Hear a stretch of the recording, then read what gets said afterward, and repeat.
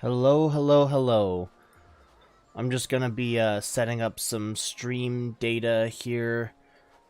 Doopy doopy doop. I forgot to mute myself, so I gotta make sure I fill this time with some kind of shit.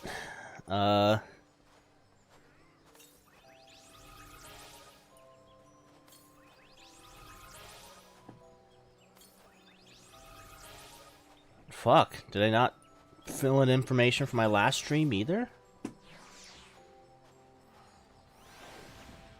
Damn. Alright, I've been missing the ball, I guess.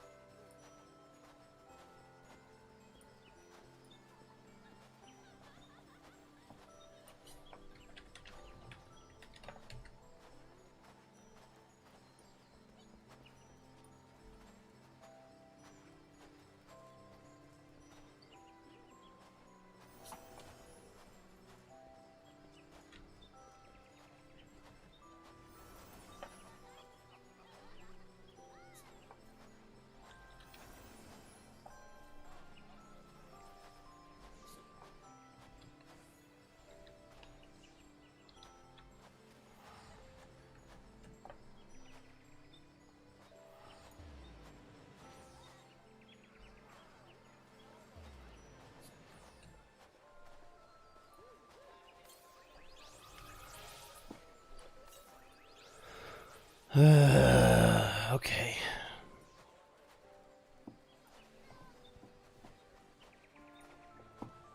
I'm really liking this music, and it's snowing too, which is really fun.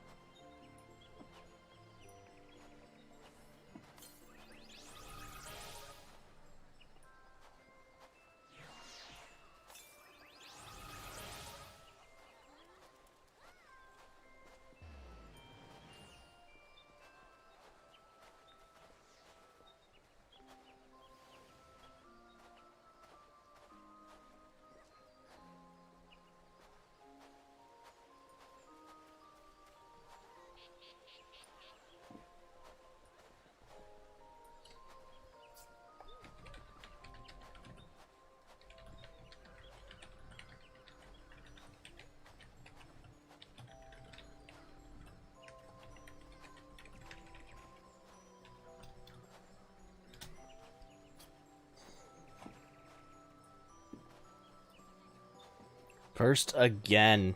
Christ, Dick. Sir Plushy can suck it. Alright. We are now in this bitch.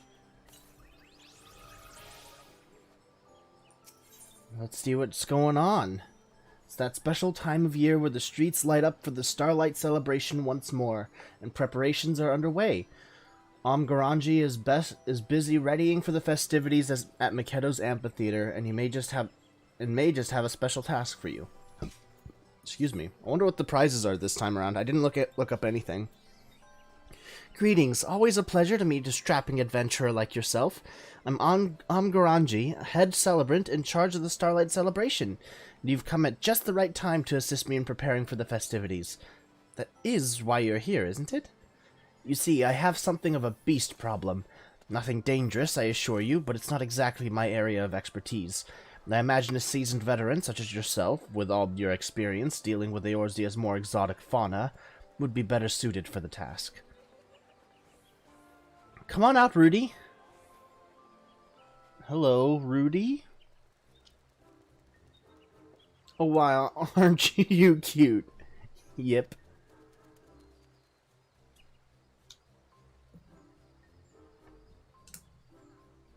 This little fellow is Rudy. At least that's what I've been calling him. He appeared all of a sudden as I was making my usual preparations, and now he doesn't seem to want to leave. Aww. That's... He's...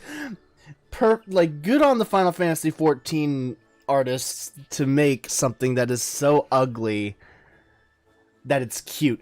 Hey, Shaldeman! Long time no see! I was wary at first, but he hasn't tried to cause any trouble. I dare say he's even better behaved than some of my little helpers. I've grown so fond of him, I just couldn't resist in making him a little costume. Doesn't he look adorable in it? Yep. The only problem is that it's as if he's trying to tell me something. It seems terribly important to him, but for the life of me I can't figure out what it might be. I don't suppose there's anything you might be able to help. You might be able to do to help, is there? I'm not sure. Possibly.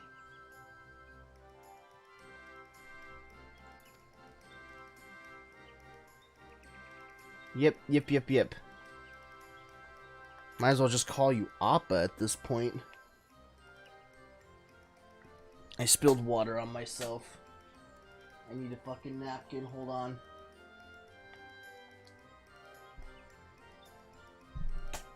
Where are the napkins in here? I thought I had some.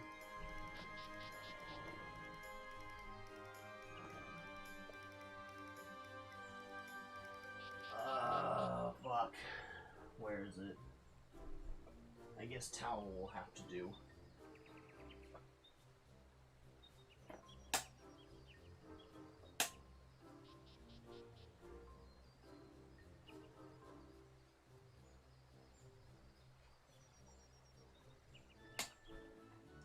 Towel will have to do. Been dodging stream until I was done with MSQ. Ah, okay.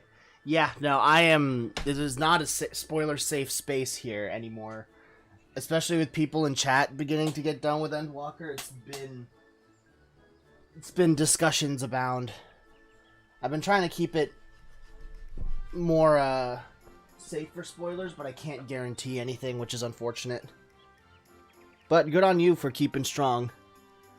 Rudy kill FF14 Santa. Oh no. Is that what he wants to tell us? He's a murderer, and he's proud of what he's done? God, I hope not. I like Santa.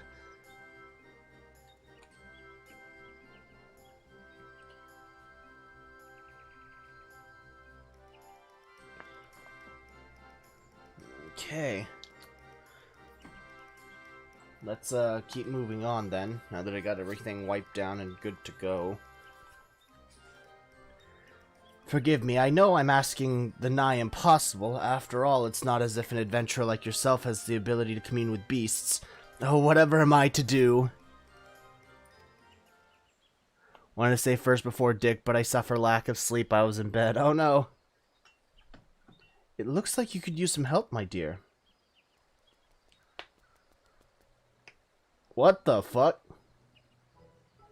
What? Did that squirrel just speak? An auspice, I presume. Oh, so you are familiar with my kind. Excellent, it will allow me to forego all the tedious explanations. But allow me to introduce myself. I am Risai, a wanderer who goes wherever duty, sentiment, and the sweet smell of delectable desserts take me. A meeting with an old friend is what called me to Eorzea, but your festivities piqued my interest.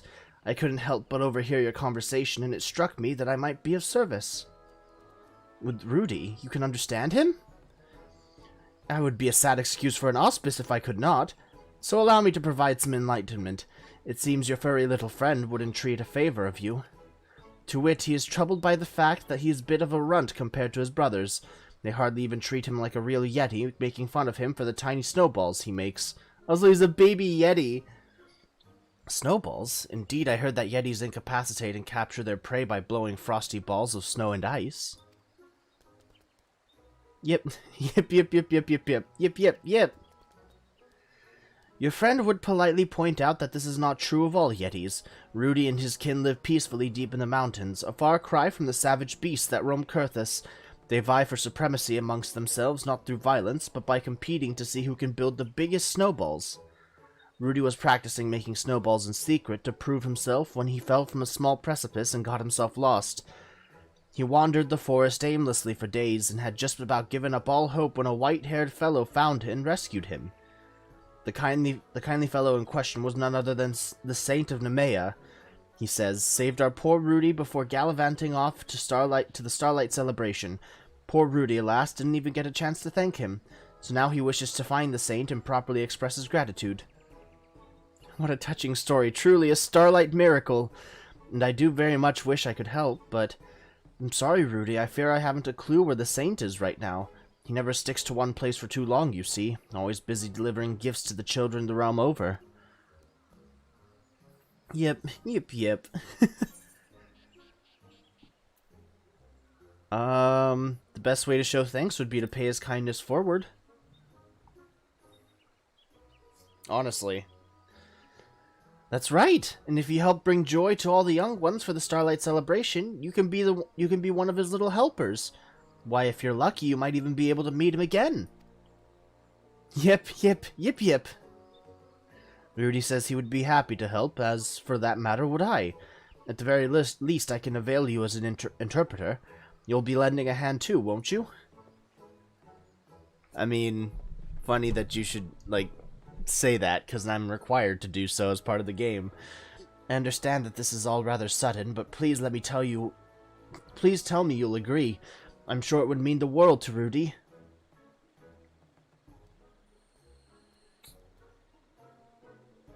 Splendid. Now let us come up with a plan for getting this little one involved in the festivities. Doon, doon, doon, doon, doon, doon.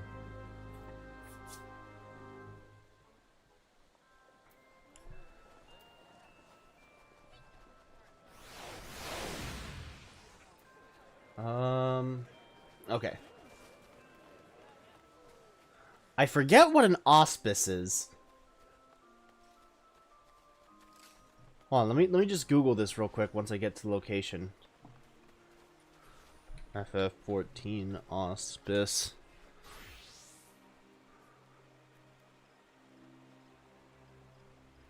Ah, alright. It's the Far East, like animals that have lived for a long time.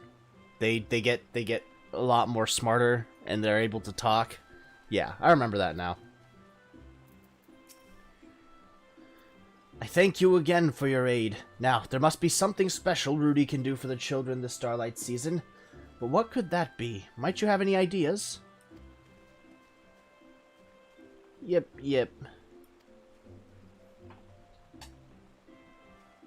How did my mouse get so wet?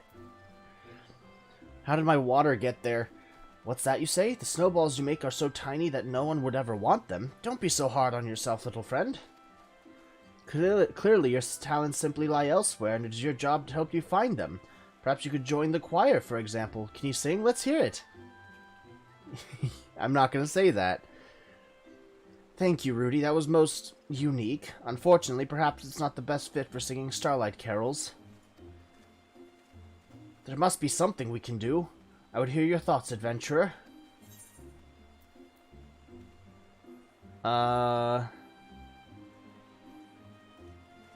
He can make snowballs for the snowball fight.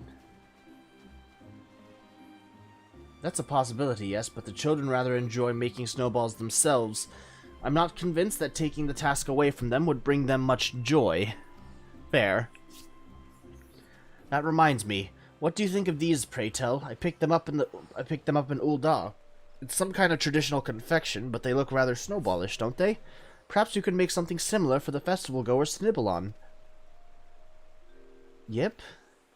That's right, you Rudy. This is your chance to prove yourself once and for all. You're going to make the loveliest, most scrumptious snowball treats any Yeti ever has. And we'll be with you every step of the way. You just need to have faith in yourself. Protect them from the Catholic bishops? Oh no. Well, if it's sweets we're making, I know just the person to help. Mother Miyun at the Carline Canopy. I'm staying in a room there, and I must say I found her confections to be second to none. Shall we, then? Alright. Let me just wipe down my mouse real quick. Alright, there we go.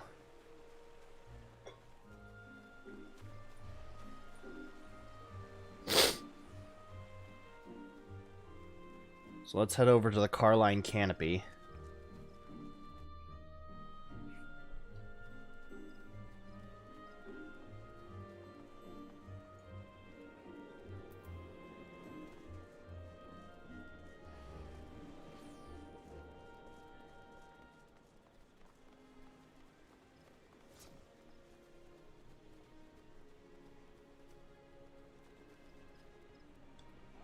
Oh, my mission's completed. Oh shit. Mother Miyun, there's something my friends and I would discuss with you. Yep. Quite the motley bunch, I see. What is it that brings you all here? I see. In that case, you've come at the perfect time. I believe I know a way this might work in both our favors. How are the queues in the US? Right when I signed in, it was very good. Like there was 27 people. And I was able to get in pretty quickly. But I think like mid-afternoon, like around 3 or 4 p.m. is when it gets really busy. I'm in the midst of preparing Starlight gift boxes for the children at Bent Branch Meadows. Exotic snow-themed sweets would be a most welcome addition. Then furnish you with said sweets we shall. That is, once we figure out precisely how we're going to make them. You leave that to me. I'll have a working recipe for you before you know it. In the meantime, might I ask you to pick up some ingredients we'll need in advance? I'll put it all on my tab, so you can simply pick everything up and bring it back here. It would be our pleasure, and don't you worry, Rudy, our adventurer friend and I will handle the transactions. Yep. You do the shopping all by yourself, you say? Ira need only stand back and watch, if you insist. What an eager little helper your friend is. Here, I've made a list of everything we need. Simply show this to the shopkeepers, and they'll take care of you. The flour you can procure at the Whistling Miller, and the oil at the Botanist's Guild. And stay warm out there, yes? And with that, let us be off. First off, the Whistling Miller. With us, Rudy. Yep. The Whistling Miller. In Old Gridania.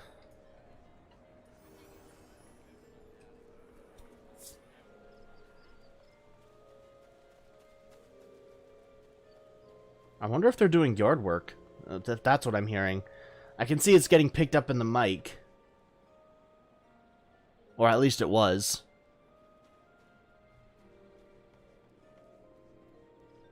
Maybe? I don't know.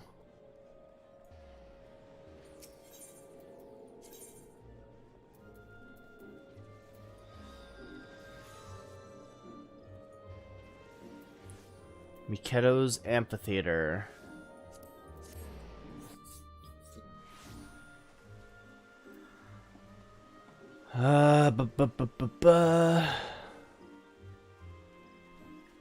Where are you?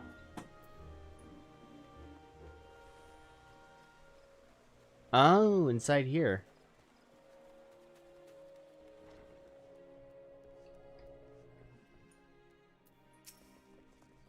Yep. Is that a baby Yeti? And why is it dressed as one of the Saint Nemea's helpers? They're doing yard work? Okay. About 19 for me, around 3 p.m. Pacific is when it gets busy. Yeah. Yep.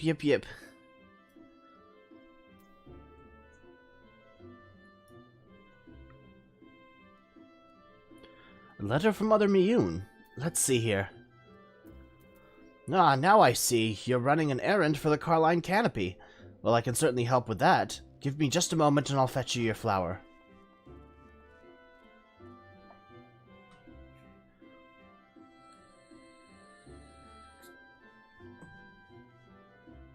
Here you are.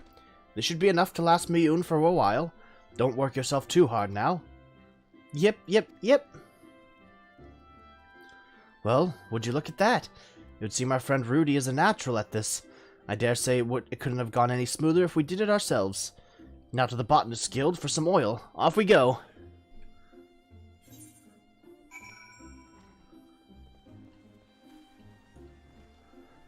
To the Botanist's Guild. I'll just run over there.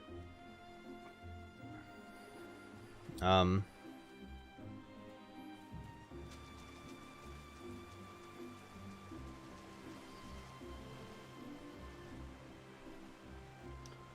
This way. If I don't get caught on any fucking poles.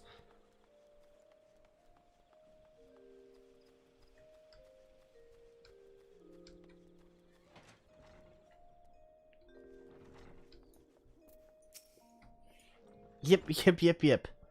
Ack, begone, foul beast, back to the forest with you. Yip, yip. Bruh. Oh dear, seems our little friend is in something of a pickle. We could go to his aid, but let us wait a bit still. It would give the lad more confidence to be able to overcome the predicament himself. It won't leave. Oh, what to do? I'd rather not involve the wood whalers. Yip, yip, yip, yip.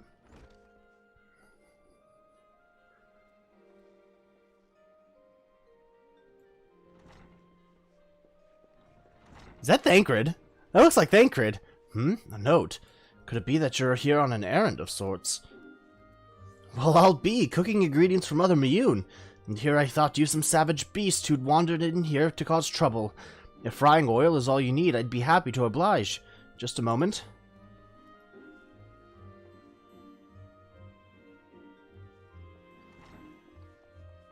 Careful now, it's heavy. And do take care on your way back to the canopy, yes? Yep. Well, would you look at that? Rudy managed to find on his own after all. Now that we have everything we need. Is that fucking elephant? Let's head back to the Carline canopy and get all of this to Miyun. Excuse me. Sir, you are an elephant. Alright. But let's head back to the Carline canopy. Everything is Christmas themed, it's great.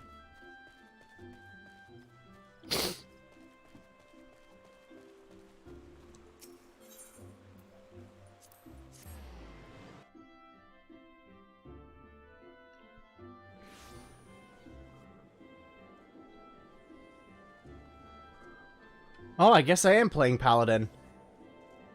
Good, I'm getting the experience for this. Regardless of how little the experience actually is.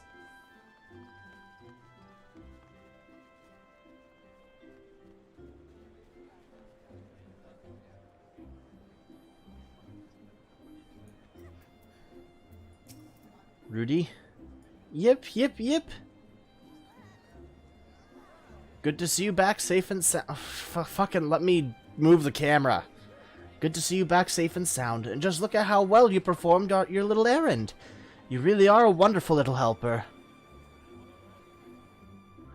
It was a frog in Shadowbringer's Endwalker's elephant costume. Huh.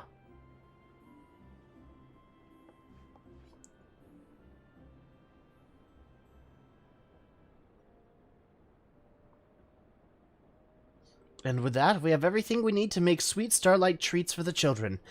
It'll take me a little while to prepare, so how about a cup of piping hot tea while you wait? That would be splendid, Mother Miyun, though I dare say it might make me even hungrier for a little something sweet to go with it. Yip, yip, yip. Alright.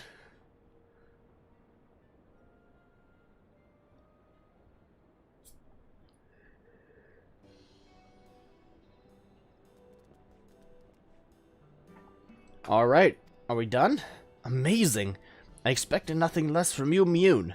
I truly expected nothing less from you, Miyun. Truly your confections are simply to die for. Ooh, those look good. You flatter me, Risai. Incidentally, you might be interested to hear that this is a traditional dessert called schneeballs, named after an old Hellsguard's word meaning snowball. Perfect fit for a Yeti, wouldn't you say? Oh, so it was no mere coincidence that they look like little snowballs. Yep. Yep. You know, Rudy, you shouldn't let yourself be discouraged by what your siblings might say to you. There's no shame in being different from everyone else. After all, just look at me. I'm hardly like all the other squirrels out there, and do I let it bother me? Not at all. We should be proud of what sets us apart from others, not ashamed. Yep. Yep. Once we finish making these, my gift boxes will be ready for delivery to Bent Branch Meadows. Speaking of which, would you like to help in handing them out? There's no better reward for hard work than watching the children's faces light up with joy. Don't worry, you won't have to do all the work. I'll be asking the Starlight celebrants to assist as well. Well, what do you say? Alright, Rudy seems to be in agreement. Rudy says he'd love to, and would most appreciate if you would join us. You'll do this for him, yes? I mean, of course.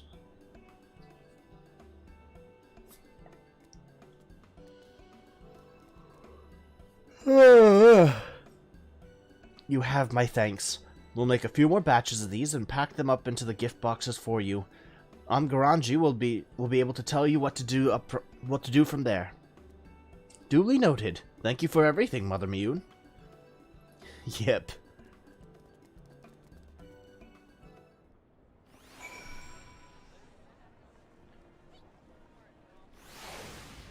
We gotta go to Old Gridania. To Mikado's Amphitheater.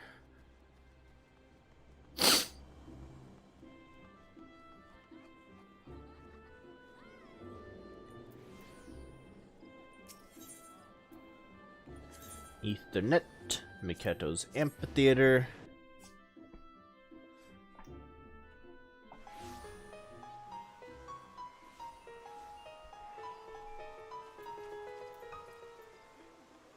I do not recognize that song.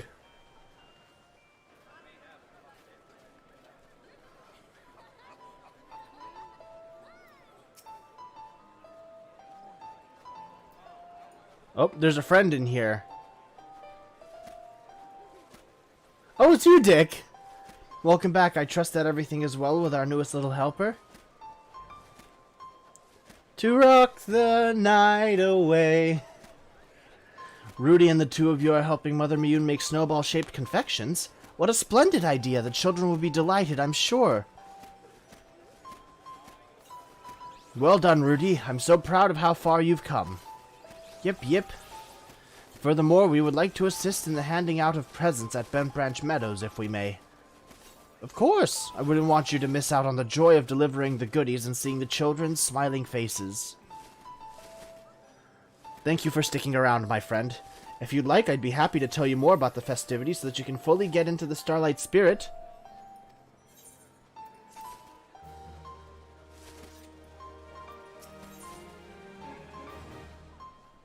To rock the night away. Where are you, Dick? There you are.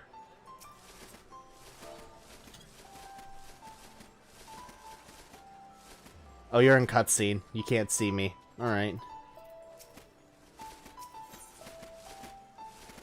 Garanji knows just what you and your friends can do to put smiles on the children's faces. Cool, let's do it. Well, I do believe it's time to deliver presents to the children. You're still willing to help out, yes? It would be our pleasure, Rudy's in particular, and we'll be there to support him all along the way. Excellent. On to business, then. My fellow celebrant, Banefeld, has been placed in charge of this task. Seek him out at Bent Branch Meadows, and he'll tell you everything you need to know.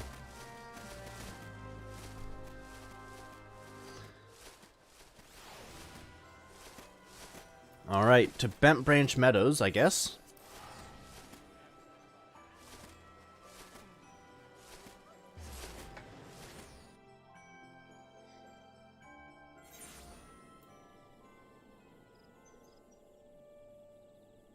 Let me just check Discord real quick.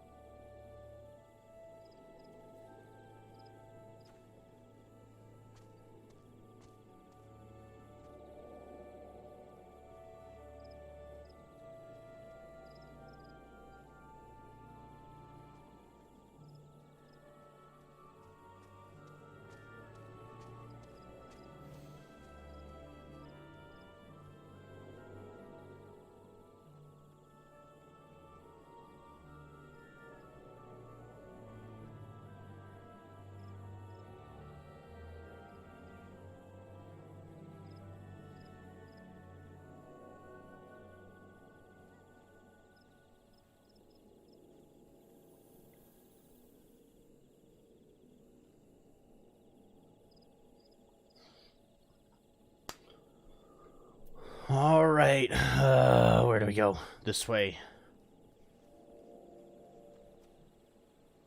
Where the big crowd of people is.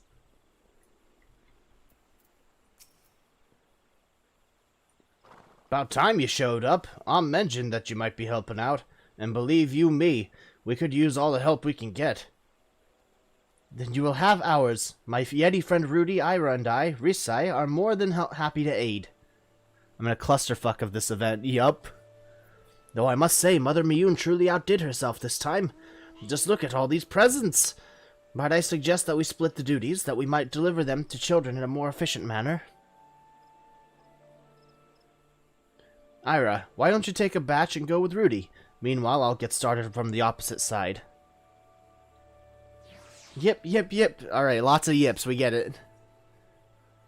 Dear me, Rudy's so raring to go that it might be best to stand aside a bit and leave him to it. It would do wonders for his confidence, and I'm sure the children would delight in getting a gift from a seasonally fitting snow creature.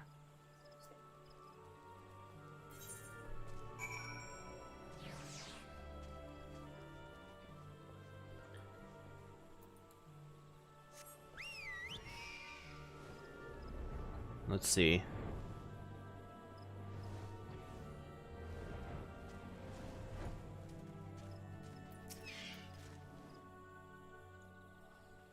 Lots of yips. Oh, there you are, girl. A snow beast, please don't eat me. Yip. A present? For us? Why, you must be one of the saint's little helpers. Rudy gave the children their presents. Aww. Wow, look at what these look absolutely delicious. And I was just thinking about how hungry I was. Lucky me. Are you sure these are safe to eat? I suppose they must be, or that adventurer would do something about it. Anyhow, thank you. Thank you, fluffy little helper. We'll be sure not to eat them all at once. Yips.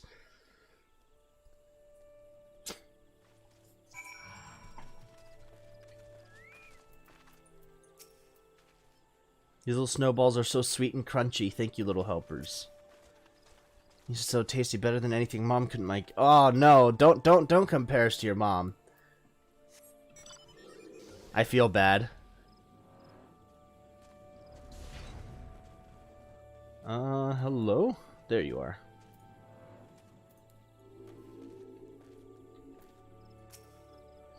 Yip. Oh, it's a monster. You adventure, do something about this. Wait, I think it's holding something. What have you got there, little friend? Are those presents for us? Yip. Rudy gave the children their presents.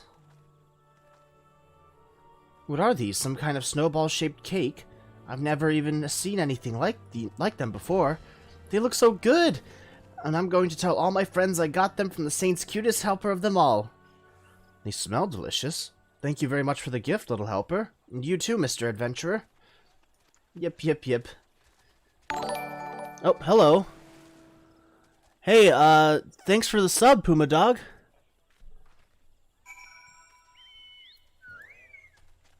That notification was very loud. I was surprised.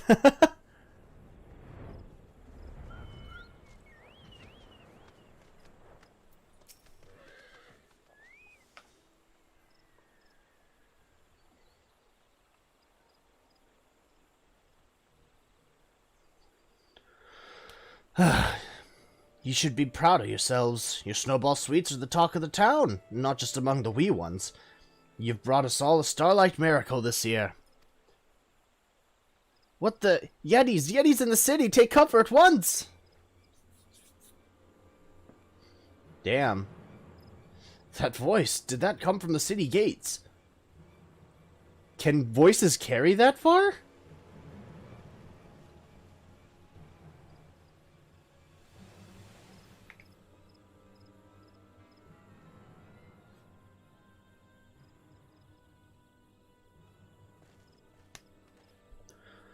What in the seven hells is going on? I know you're not from where, but a pair of the most fearsome Yetis just stormed into the city. Roar. Yip. Oh dear, yes, I see. Lend me your ears, friends. There is no need to panic. Our large friends here haven't come to attack us. They are simply Rudy's siblings come to take their little brother home. You're a lucky little yeti to have such a good family whirring after you, Rudy. Even if they do look like they're about to give you a good whooping. Indeed, I cannot deny they are a bit perturbed. To hear them tell it, they are rather upset that Rudy allowed himself to be captured so easily. Captured? Think he can't fend for himself, do they? Yep. Tell them that's not what happened. Yep. Groar. Yep. Groar.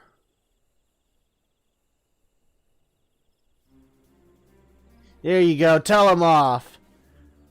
You show him. Well, what are they saying? Did they sort it out? Oh, I'd say our little friend Rudy really told them off. He told them all about the delicious snowball treats we made together, and how the children's faces lit up when we gave them their presents. He said he may be small, but he's proud as he can be of what he accomplished, and he won't let anyone belittle him anymore. Yep.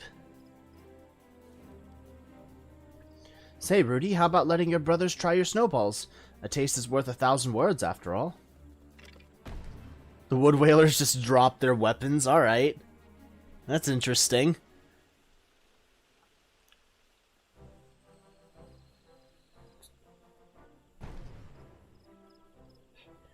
Hey, nothing like sharing tasty treats to bring a family together. Groar. Well, isn't that nice of him? He just apologized for how they treated Rudy all these times. He says he's proud to call Rudy his brother, and that Rudy is more than welcome to join in their snowball fights and all their Yeti games. Their Yeti games, huh?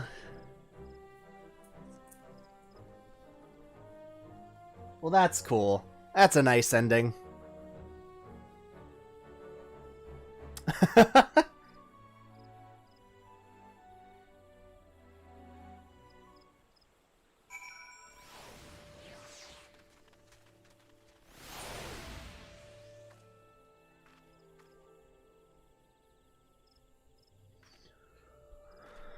Alright, I wonder what the, Godbert is thinking. Yep. Rudy says that he intends to return with his brothers to their mountain home, and that he so very much enjoyed his time with us.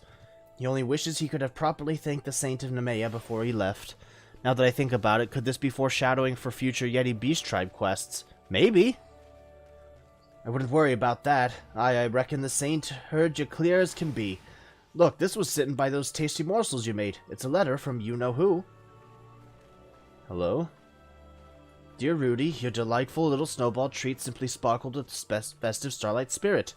I dare say you are the finest of all my helpers this season. Ho, ho, ho. Do you hear that, Rudy? It would seem the Saint was watching you work the whole time. Yep. Is fucking Godbert the Saint? Oh, Rudy, of course Ira will miss you too. Ira, Rudy says that were it not for you and the rest of us, he never would have realized what he was capable of, or found the confidence to stand up to his brothers. He says that everyone he met here was so incredibly kind, and it was because of that he was able to make the best snowballs he's ever made. He says thank you, Ira, for making this the most miraculous, memorable Starlight of his life. Yep. Fare thee well, Rudy, and promise that you'll come back to see your friends again someday, yes? Back home you go, then. Take care of yourself out there. Why, it'll be lonely here without the little guy. Worry not, my friends. Your and Rudy's paths may very well cross again somewhat. After all, we never know what fate has in store for us. And with that, we had best return and report to Amer. I suspect she'll be thrilled, if sad, to hear that Rudy has gone home. Godbert is rich enough, yeah.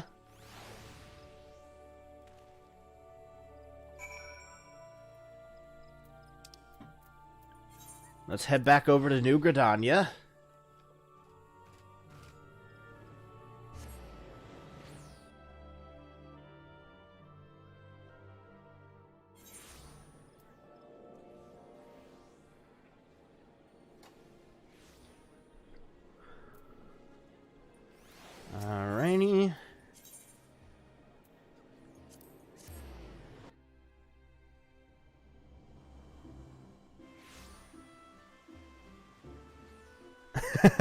Someone shouted in chat, please stop standing on Rudy. He is very small and deserves better.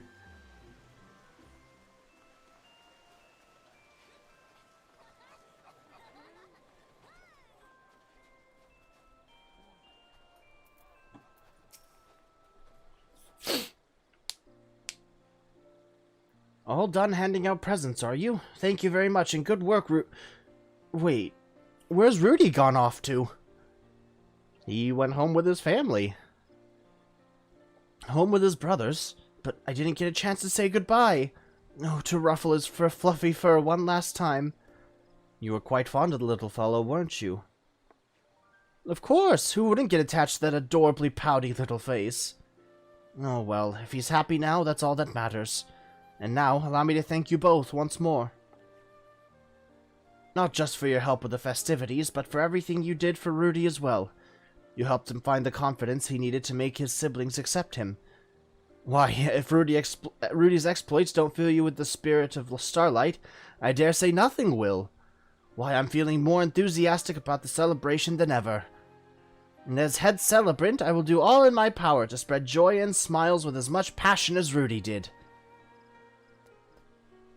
I too very much enjoyed the time we spent together. Truly it was full of new experiences to look back upon fondly. Isn't that so, Ira? Yet I fear the time has come for us to part ways. After all, I've lands to traverse, people to meet, and sweets to eat. I very much hope to see you again someday, and who is to say? Should you ever find yourself in a pinch with a beast again, I very well might show up to lend a hand. Farewell.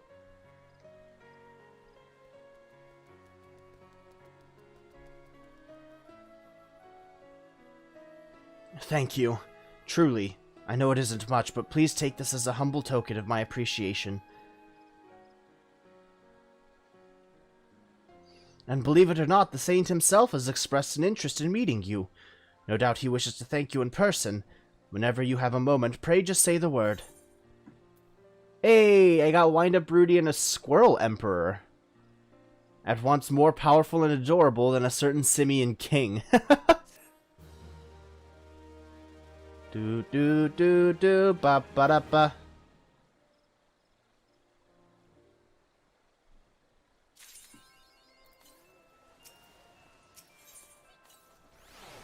Saintly inspiration.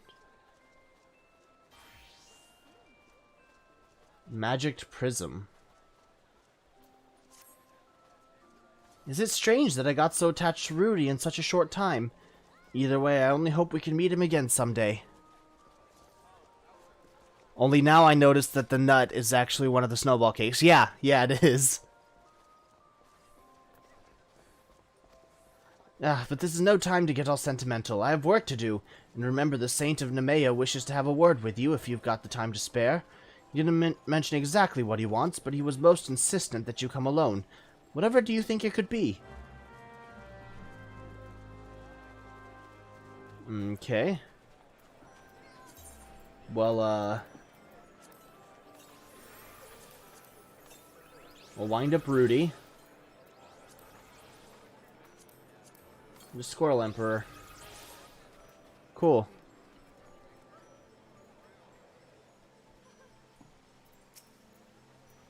Ho ho ho! Thank you for joining me, my adventuring friend.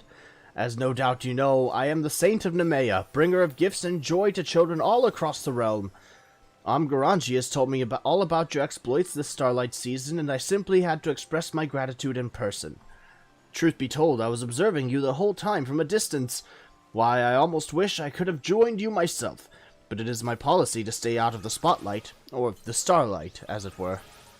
Besides, you and your furry friends were having such a jolly time that I couldn't bring myself to intrude.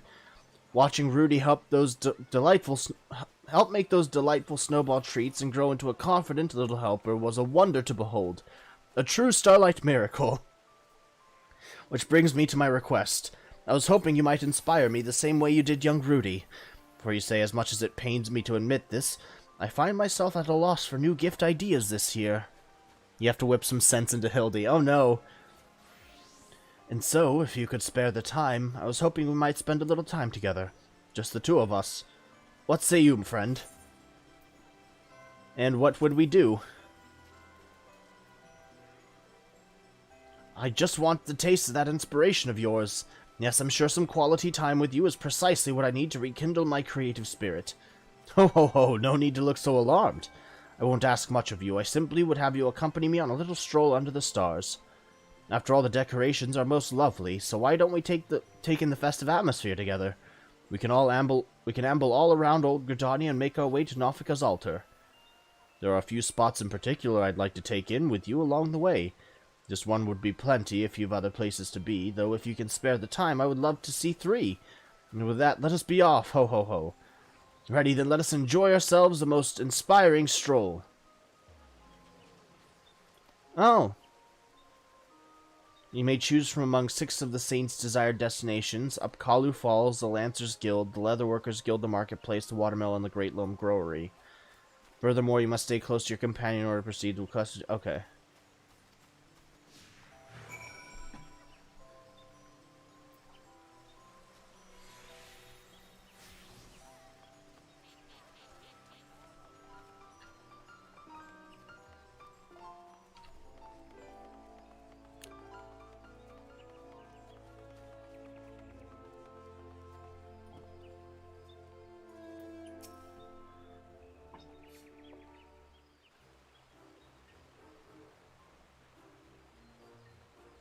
Bim, bim, bim.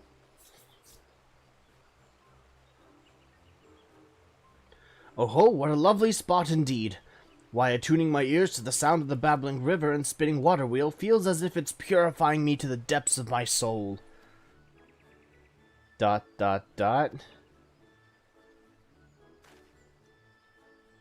said, it is a bit chilly here at the water's edge, is it not? Most fortunate that I'm layered up nice and warm. Why, I dare say I was even feeling a bit hot. Yes, a bit of a cool air might have been just what I needed for inspiration. Sure, I guess.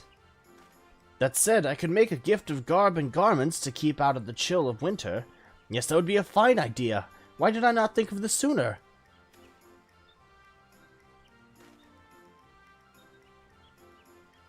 It'll appear that the Saint of Nemea has found some small measure of inspiration. We make for Nofika's altar if you're already on your stroll, or accompany him to other locations that you might inspire him further. Okay.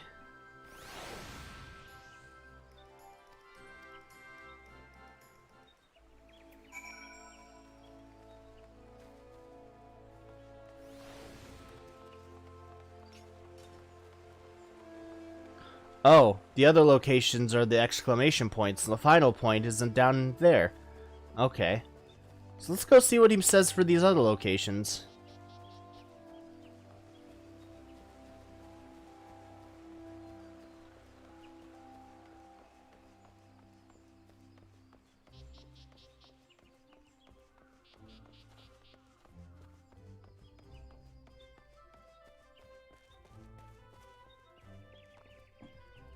Okay, you follow me down here. Cool.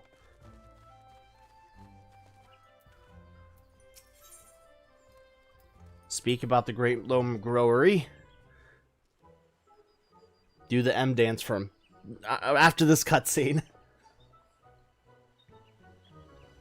Oh, such a magnificent tree! Clearly has been tended to with the greatest of care. Yes, you can simply feel the love that those who work here have for nature.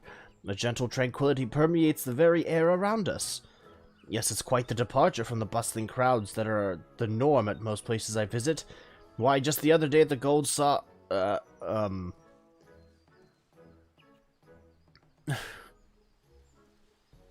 the Gold Source, as in a mine of sorts. Yes, I'm so inspired I feel as if I have struck gold. Ho ho! But what treasures still await us? Onward we go!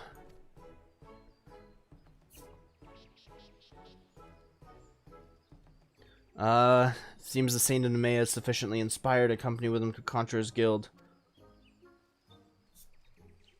He said he wants to go to 3 places. So, let's try to get him to 3.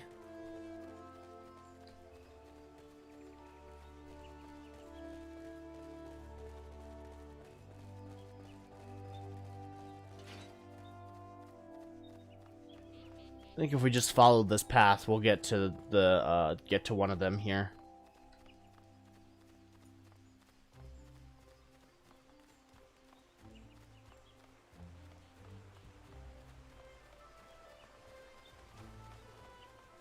Just follow the wall on the right, or on the left.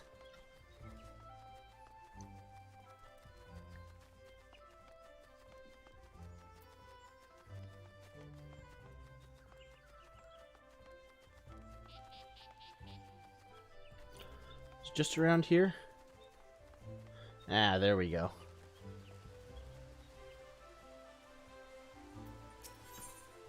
Speak about Upkalu Falls. Ah, fuck, I forgot to do the M dance. Oh, such a lovely, tranquil place, yes? Just gazing out upon the dancing water gets my juices flowing. I don't need to know about your juices, Mr. Saint. I'm all but certain that inspiration will strike me any moment now. Yes, I can feel it coming. Almost there. Is this about your juices again?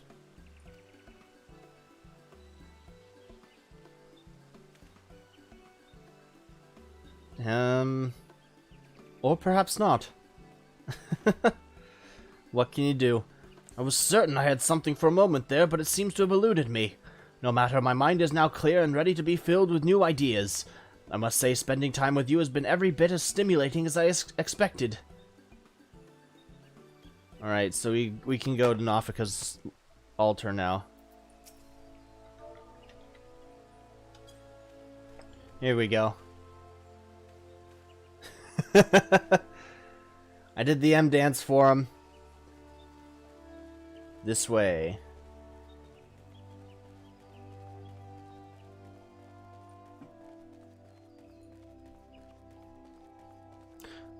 What the fuck? That's kind of bugged. Oh, there we go.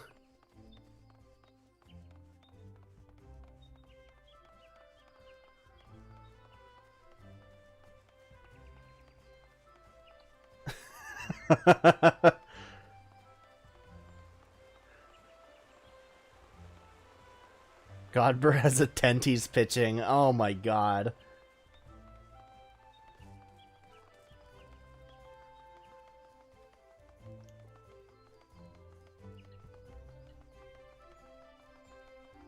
I think that's where we're supposed to go.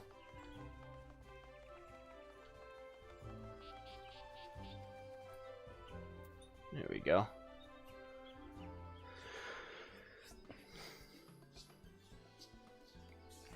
Oh, all good things do, it would seem our little journey together has come to an end. And I can just feel the fire of inspiration coursing through me. Many thanks for the kindling, my friend. Now, all that remains is to bring my ideas to life in the form of gifts for the children. Yes, I must be off to my workshop. That said, I very much enjoyed our little Starlight stroll together. I do hope you feel the same. Must we part so soon?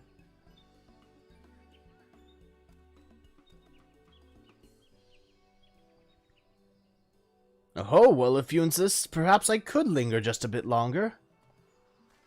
Say, did you know that skilled hearers can attune their ears to the voices of the elementals? That's what I've heard from asking around, at least. You can see it under the skirt. It got me to thinking. Do you suppose that on certain special occasions we could hear them as well? I dare say if there's any time that we might, it would be during the Starlight season. Shall we try it then? Close your eyes and open your ears. Come now, it'll be fun!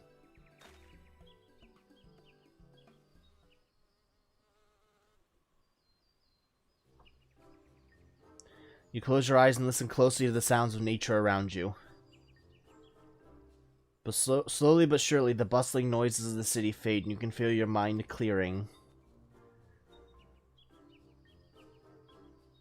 Achoo!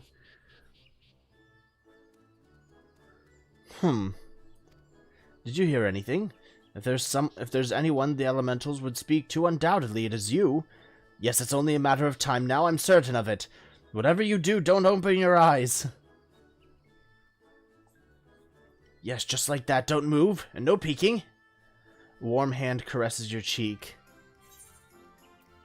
No, I'm not gonna open my eyes. You keep your eyes tightly shut and focused on the voices of the elementals. Vation, waste not, great vene ground. You hear mumbling whispers but cannot discern precisely what is being said. No, I kind of want to keep seeing where this goes. Anyhow, it would appear laymen like us cannot hear the elementals after all. Still, our moment of quiet meditation has brought me a vision. Yes, I know exactly how I will get started on this year's presents. At any rate, joining you for a brisk stroll through the snow-veiled forest has truly invigorated me. Yes, my head is finally clear enough for me to start work on gifts for the children. Ho ho ho, don't tell me you're curious about what I'll be making for them, yes? Walking about town with you, I was struck with the calmness I felt looking at the streetscapes veiled in white, and the warmth that welled up in my heart and seeing the smiling faces of the townspeople. That's when it hit me. I could craft snow globes. Yes, little spheres of glass housing scenes depicting the Starlight season here in Gridania. The children would enjoy that, don't you think? And with that, I'd best be off. Do send Omgaranji my regards. Ho ho ho. I think that's one piece. I think it's a one-piece, outfit. Look, the saint is here! Ho ho ho. Happy Starlight to one and all. I hope you boys and girls are ready for some delightful presents this year. That adventurer over there helped inspire me with the idea, and I dare say they're among my greatest creations ever.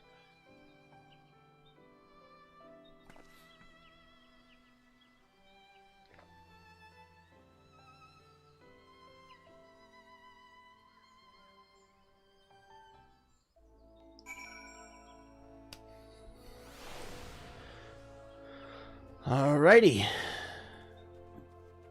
Head back to Miketo's amphitheater.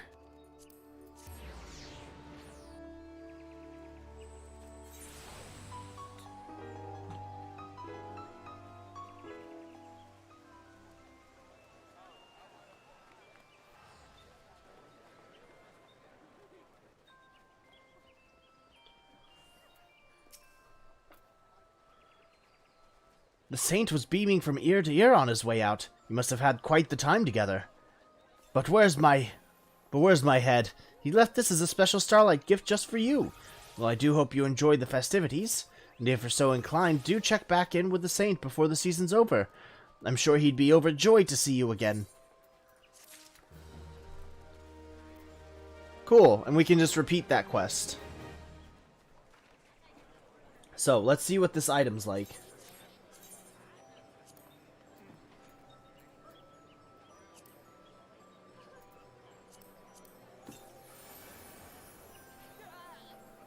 Oh, it makes me sparkly!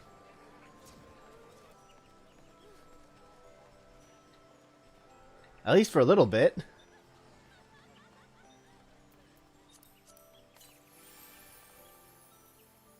That's cute. I like that.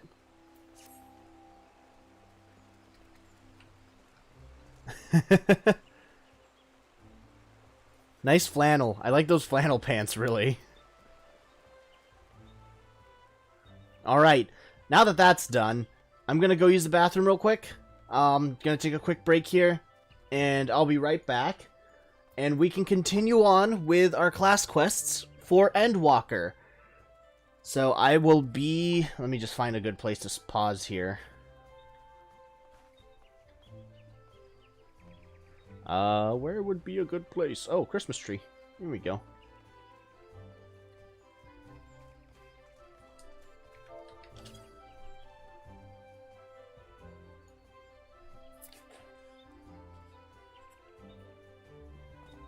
Make sure I don't clip through anything. For the most part, yeah, okay. Alright. I will be right back.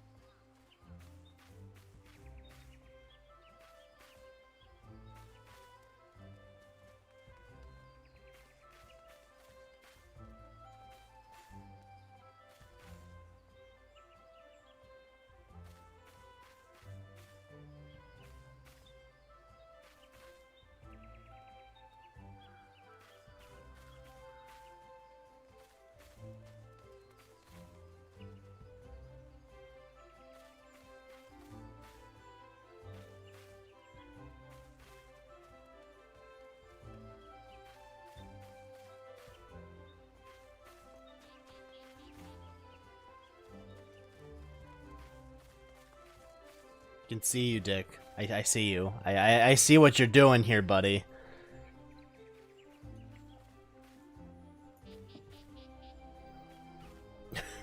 You enjoying yourself, I hope.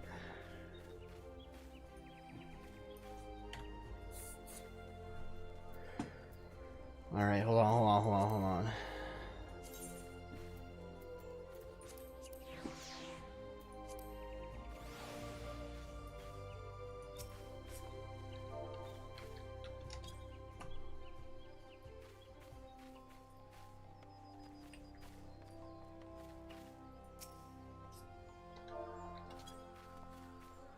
Good boy. Alright, time to run some fucking class quests here. Switch you over to my bard.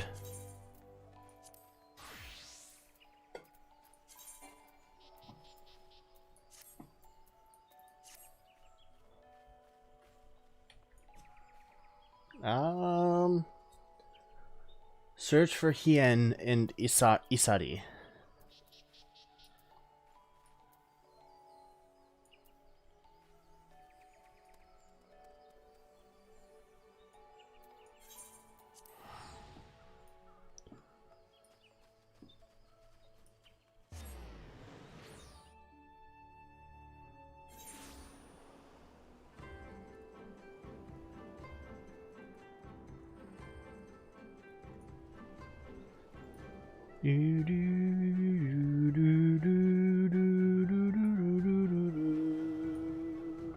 Just checking up on Discord real quick.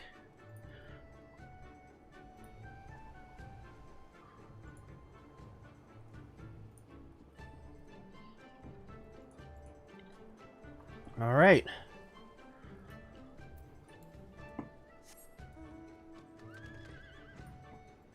This way.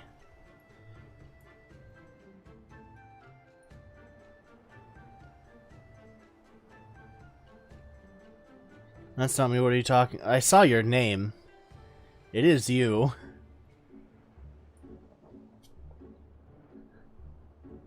If it's not you, I'd be very concerned.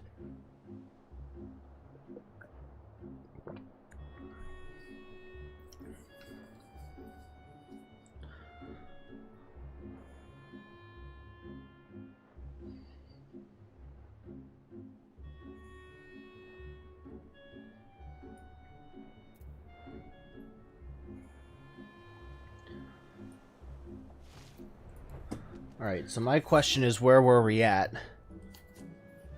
The whereabouts of the blasphemy remain unknown. Lord Hien, meanwhile, was last said to be visiting the village of Isari, though Yugiri fears he has been away over long. She invites you to accompany her here and see if aught is amiss. Okay. Ira, Yugiri. My apologies if I gave you cause for concern. Assessing the state of affairs here in Isari has proven difficult. To put it simply, the people, one and all, refuse to speak with me. They simply bow their heads and turn away at my approach. Knowing the blasphemy originated here, I cannot help but wonder if that has aught to do with their silence. Perhaps you could attempt to engage with the people in my stead. Surely they have no cause to deny the two of you. I should hope not. Nevertheless, I will don a disguise, lest I draw undue attention. Come, Ira, let us see what we can discover. Thank you. Both of you. Okay.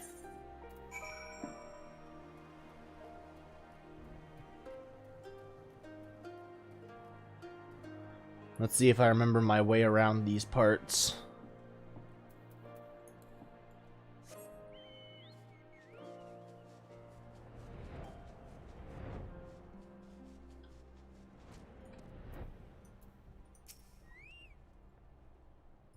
Aye, that's right. The blasphemy was born of a young woman here in Isari.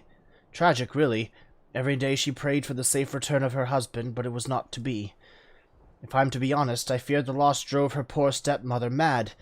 Kisei has ever been a devout believer in the kami and their blessings, but she somehow convinced herself that Minato has become one. The delusions of a grieving parent, obviously, but an alarming number of people have come to share in her belief. Heresy is what it is. Oh, interesting. What a fascinating turn of events here.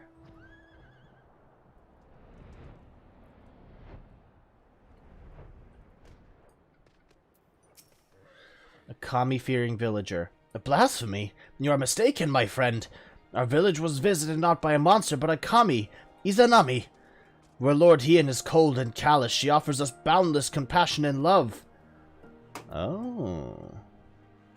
Okay.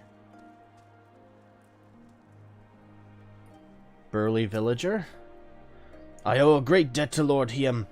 If not for him, I would still be fighting under the Imperial standard. But the village suffered dearly under the occupation. What's more, our lord failed to punish the viceroy for her crimes and failed to reunite many with their loved ones. I understand why some would think poorly of him, even if I do not. Interesting. Alright. So they think Izanami is here.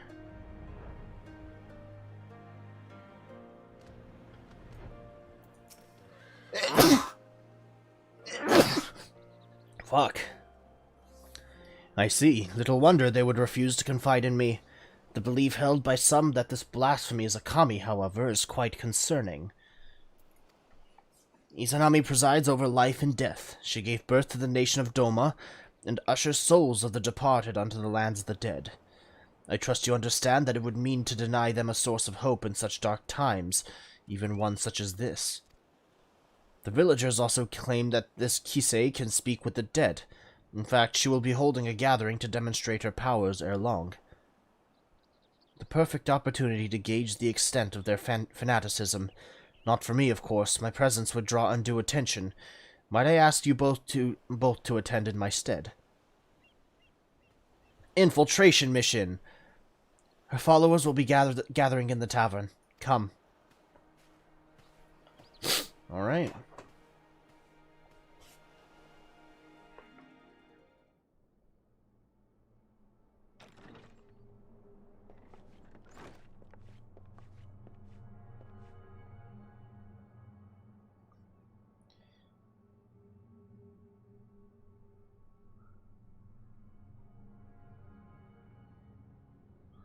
O spirits of Isari, I beseech you, lend me your voice and let your presence be known. Cross the veil and be among us once more.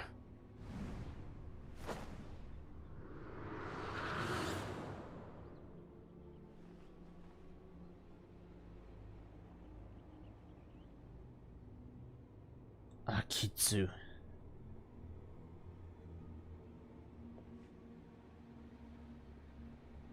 Father? Still tending the nets like I taught you? Yes, Father, every day. Thanks to you, we never want for fish. Our bellies are never empty. I am proud to be your son. I was always too embarrassed to tell you before, but... And I am proud to have been your father. May you be ever blessed by the sea's bounty. It hurts. Oh, shit. Father, what's wrong? Okay.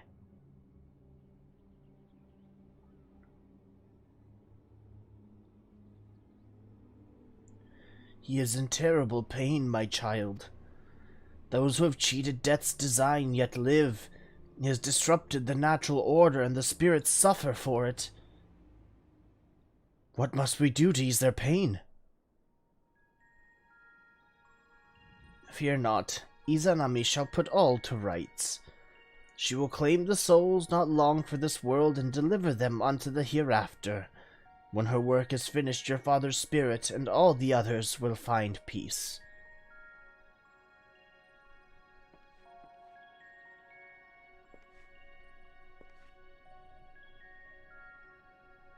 Can you find my father? Can you speak? Can you help me speak with him? Oh, now they're searching for a way. Kisei, can you commune with my husband? What about my family? Help me, Kisei, please.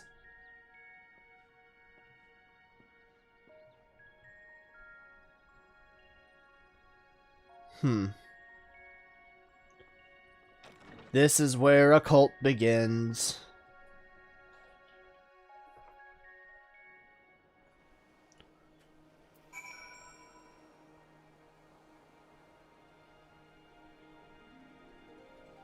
Well, what a weird turn of events, huh?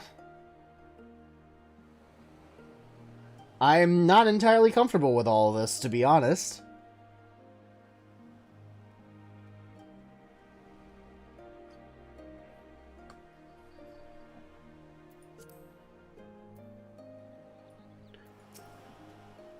So, is Kisei's ability all that she claims? Is it?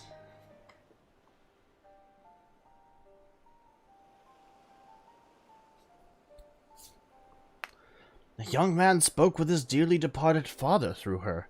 I find that rather hard to believe. Even so, those in attendance appeared quite convinced, my lord.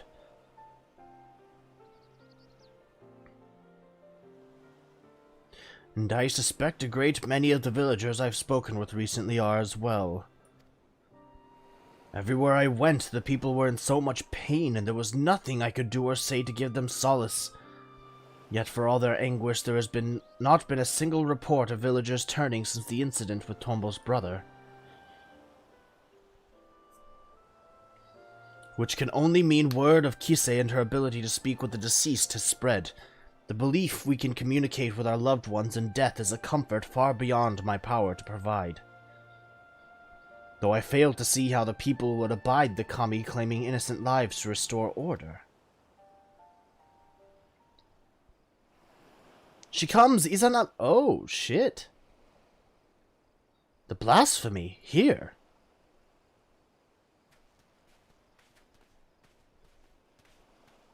Interesting.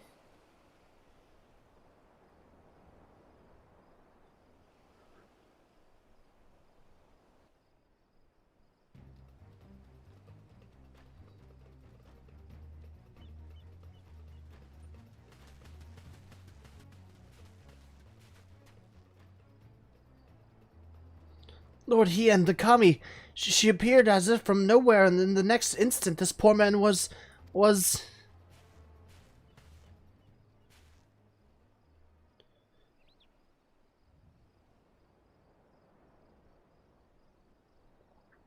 So we were too late.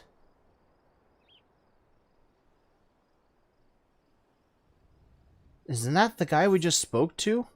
I spoke with him before and he said, yeah.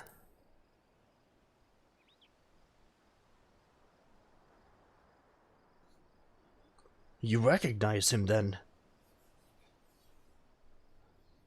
Curious that he and the blasphemy's first victim were former conscripts. What could the fiend be after, I wonder? It does not become my lord to speak ill of the kami.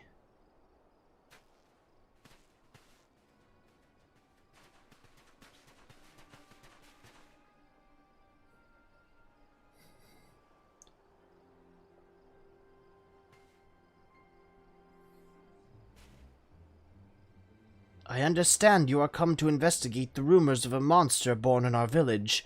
A blasphemy, you called it. But you are sorely mistaken. My stepdaughter, Minato, was chosen to serve as a vessel for Izanami. Excuse me. I witnessed her ascension with my own eyes. Oh shit, okay. Good timing for Echo, I guess.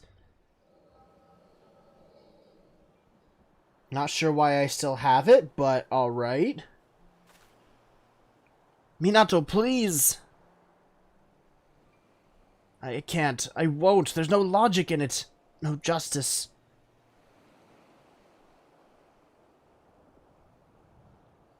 The Witch of Doma spared, given a second chance, and my husband condemned to die as a conscript.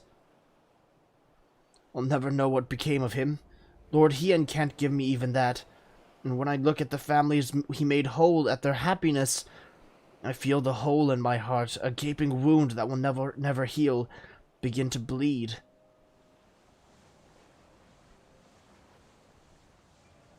Damn. Only at my beloved's side will I find peace.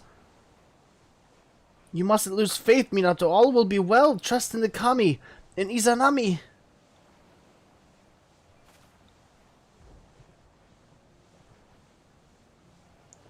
Fucking hell, Endwalker's a dark expansion. I want to believe, but...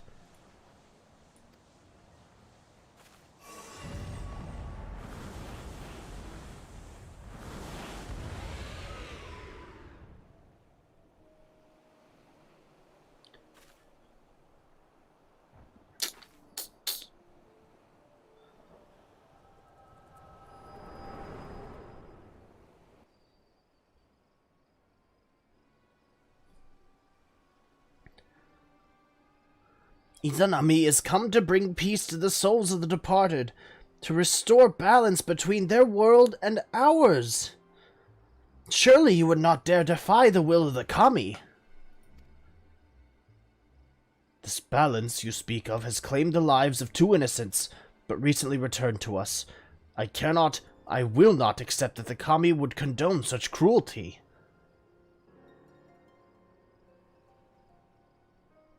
No crueler than the sight of Yotsuyu free and forgiven, while my husband and son fought Garlemald's wars, now dead and forgotten in a foreign land.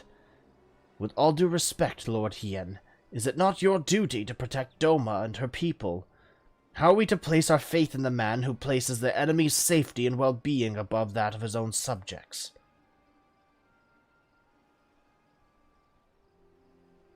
Only the Kami are deserving of our adoration, as they have always been.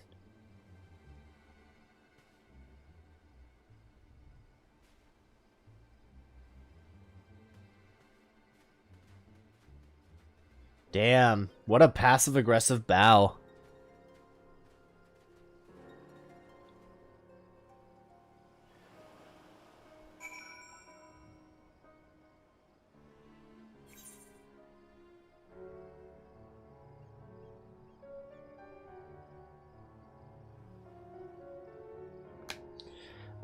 Just going through and making a sandwich for myself.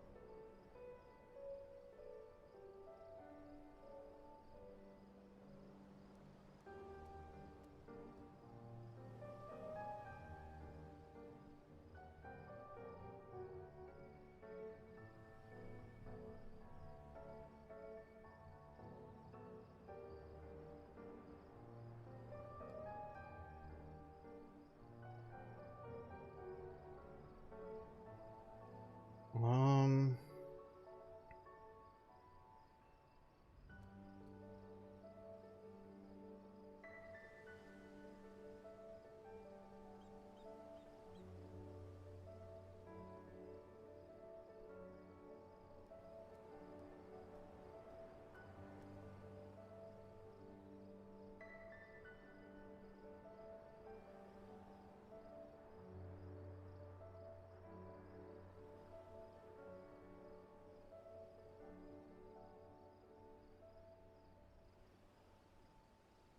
Sorry this is taking a bit.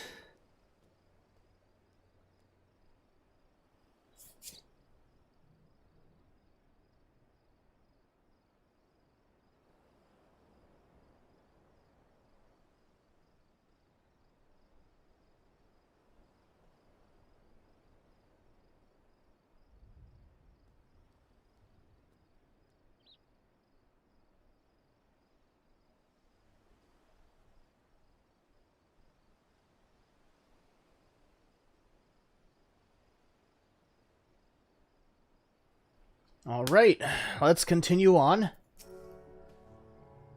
The villagers are no doubt loath to ask it of me, but preparations must be made for burials and funeral rites. I can offer that much, at least. You seem distracted during our conversation with Kisei. Is something the matter? It's definitely a fucking blasphemy. The echo, and the blasphemy was indeed born of her stepdaughter. To bear witness to such horror, how her mind must have struggled to comprehend what she saw. And as a woman of faith, perhaps her only surviving family becoming one with the divine was the only reality with which she could come to terms. I believe I know what must be done, but I pray her fervor does not drive her to oppose us. Come, let us return to the Enclave.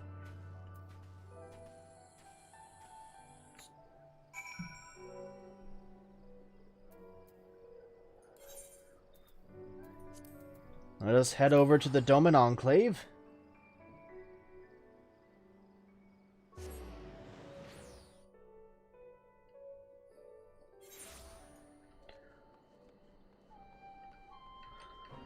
Did you get all the ether currents? Not yet. That is something on my to-do list, though. I just want to get this over with, and then I'll go get all the ether currents. From what you told me of your vision, the nature of Minato's despair, as well as the focus of her ire, is clear. 'Tis plain she was a good-natured and kind-hearted woman grieving for the loss of her husband. This loss alone may not have been enough to turn her, but my failure to hold Yotsuyu to account, together with the sight of other families reunited, compounded with a turmoil in her broken heart.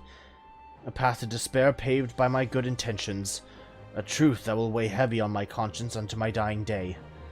Minato was prepared to die in sadness rather than live in hatred. If she could see the beast she has become, she would implore us to stop her. Which is why we must find the others who were returned to us in the prisoner exchange before they come to harm. Once their safety is assured, we may hunt down the blasphemy and bring a close to this tragedy.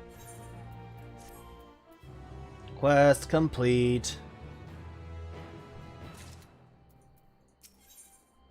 Home no longer. There is work to be done, yet Yugiri appears reluctant to take action. Ah, Ira, if you are come to ask after the blasphemy, I have naught to share. As of yet, our shinobi have seen no sign of the beast. The returnees, however, are all accounted for, and Lord Hien has seen them safely into the Kienkang. As such, he is presently assisting with the hunt. For blessing, there have been no reports of other villagers turning, and yet, before the situation takes a turn for the worse, there is a matter I feel warrants further investigation. Kisei.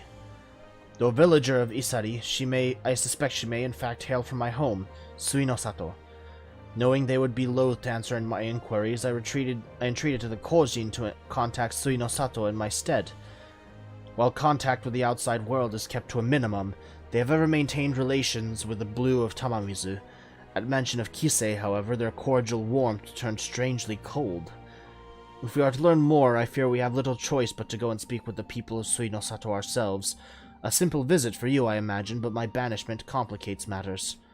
That said, it has been many years since I left home. Were I to disguise myself, I might well go unnoticed in your company, if you are willing to take the risk. Of course! You can go say hi to your parents! Thank you. Let us make for Onokoro, then.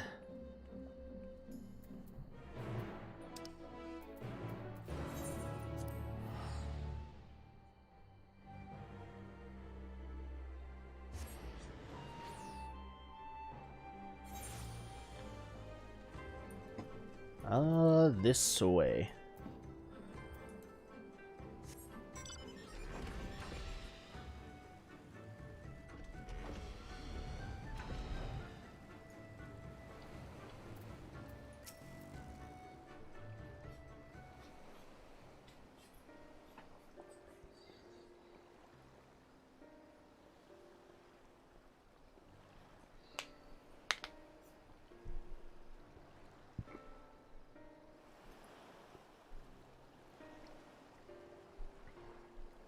The garments I wore when we first met.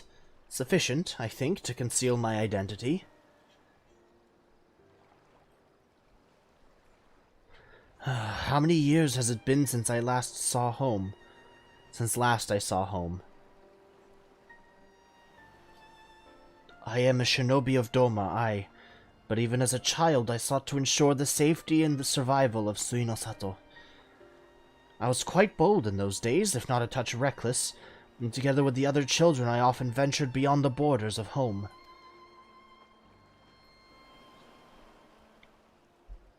We yearned for adventure, and so one day we sought to behold the wonders of Doma.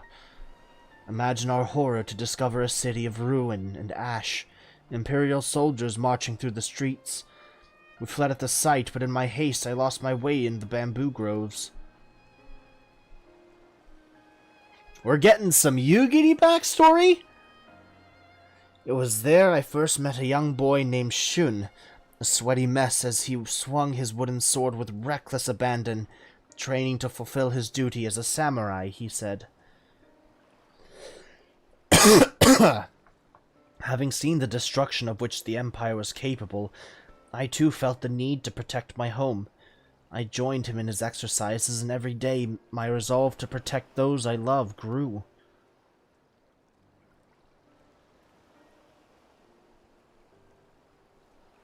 Sadly, my elders refused to listen. They were content to remain hidden beneath the waves, and hopefully the Empire's notice. With a heavy heart, I left in search of the strength I believed we sorely needed, and I found it as a shinobi. But the people feared war and conflict would follow on my heels should I return. I do not begrudge them their decision, nor do I regret mine own. Part of me is overjoyed at the thought of seeing home again. Openly defying the wishes of the Ruby Princess, however, would bode ill for my family, and they have suffered enough for my transgressions. That is why, for their sake, I would remain naught but a faceless shinobi at your employ. Thank you. With that in mind, let us make for Suinosato.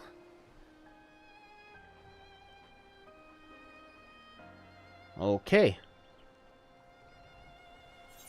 I forget if there's an aetheryte down there. Oh, shit. Cool. All these years, yet naught appears to have changed since the day I left. But now is not the time to reminisce. We have work to do. Kisei's departure from Suinosato was likely decades ago. Perhaps the village elders will know why she chose to leave.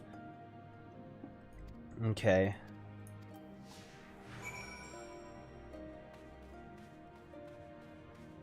Can we go say hi to your parents real quick? I want you to at least see them.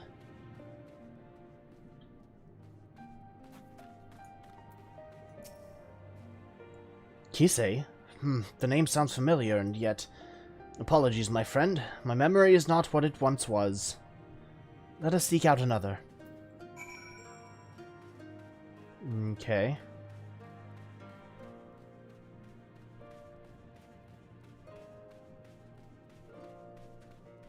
Ooh, cheerful elder.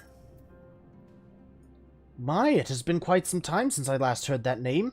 She was a priestess of the village, banished after drawing the ire of the former Ruby Princess. What has become of her after all these years, I wonder? Please, is there anything else you can tell us? Unagi was quite close with her, if memory serves. Perhaps you should seek her out. Okay. Mother, I hope to avoid my parents, but if there's no other way... Ira, might I ask you to take the lead? Of course.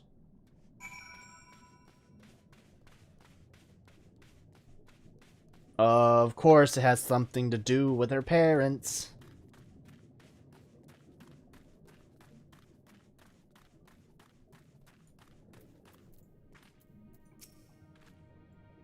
"'Tis good to see you again. To what do we owe the honor of your visit?"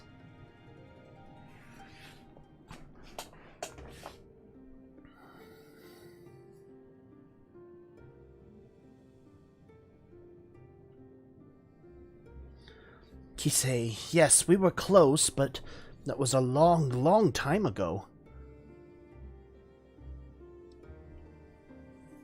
Still, if I can be of assistance to the man to whom we owe so much, I will share all I know. Kisei was born to a family of priests, and even at an early age she was possessed of extraordinary abilities. Much was expected of her, but everything changed the day she said she could speak with the dead.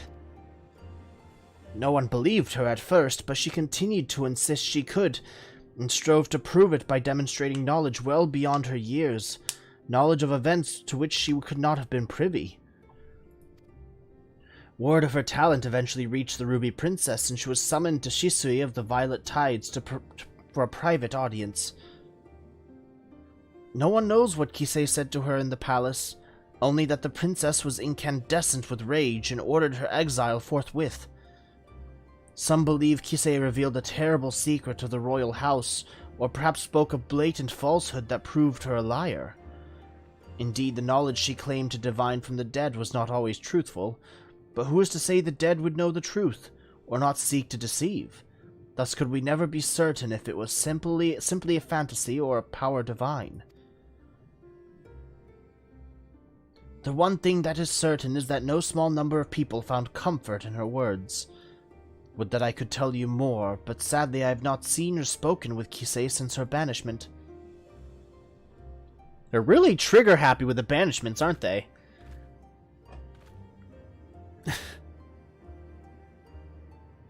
Forgive me, but have we met your companion before? She looks familiar.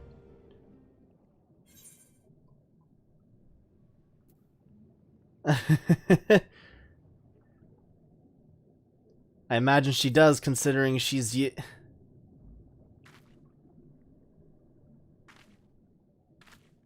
You could not possibly know me, but I am but a lowly shinobi of Doma, nothing more.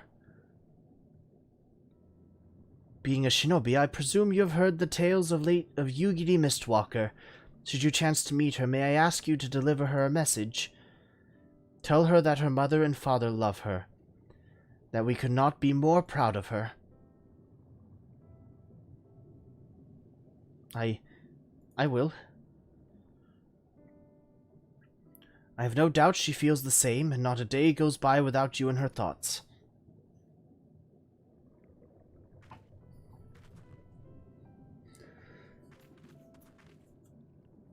Ahem, I believe we have heard enough. Shall we return to Onokoro? Sure thing.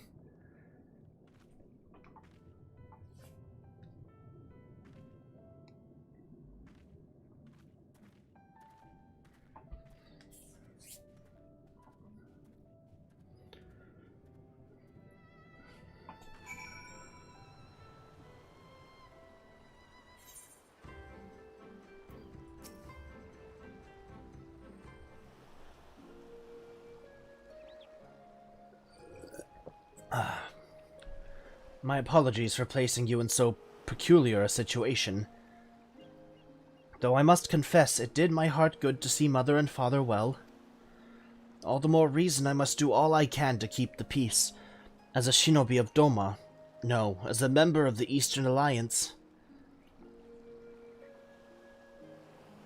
Mayhap there will come a day when Suinosato opens to the world, a day when Yugiri Mistwalker can be reunited with her mother and father. Would that Lord Hien could be afforded the same opportunity. But Lord Kaien and Lady Mina have long since passed, two of too many lives lost in the Imperial occupation.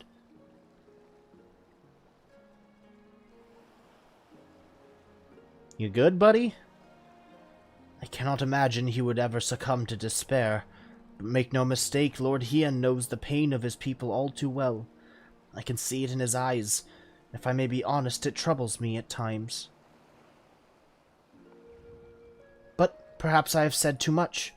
Come, we mustn't keep him waiting.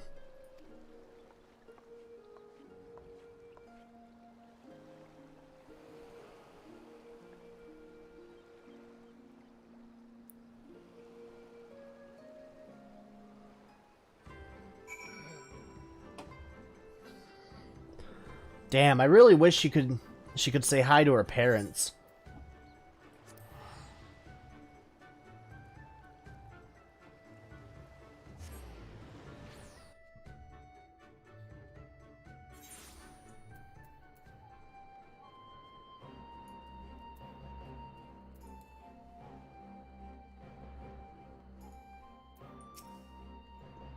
Welcome back. I trust your journey has proved an enlightening one.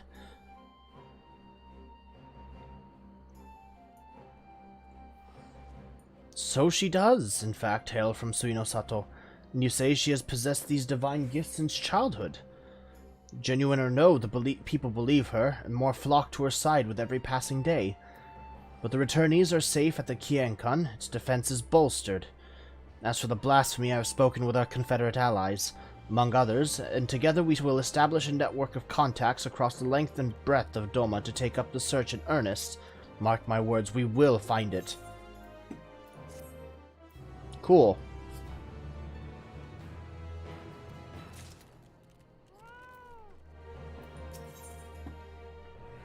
The devoted daughter. Yugiri appears armed and ready to leave the Enclave, which can only mean one thing. You've arrived not a moment too soon. The blasphemy has been sighted on the coast. For mercy, there are no reported casualties as of yet.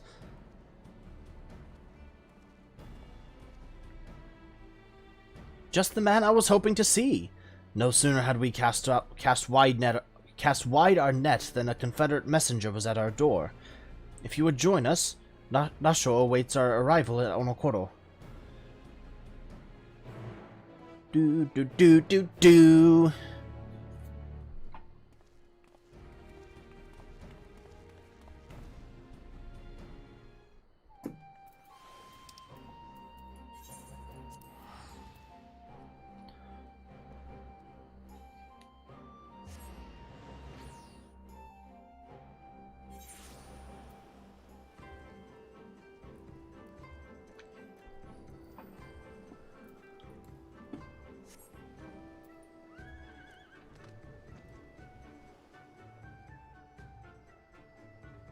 There we are.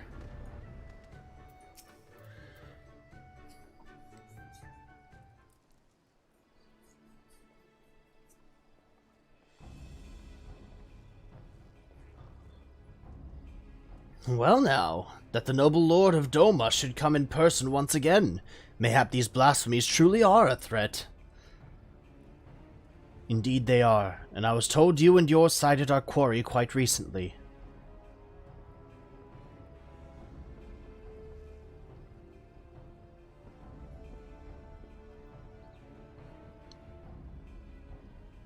Aye, that we did, near the islands of Shoal Rock. The beast appeared to be docile by all accounts, but appearances can be deceiving. If it is as you say, and this blasphemy has eyes only for our former conscripts, then we have naught to fear. I trust those we accepted into our care are still in yours at the Kienkan, enjoying the finest Doman hospitality.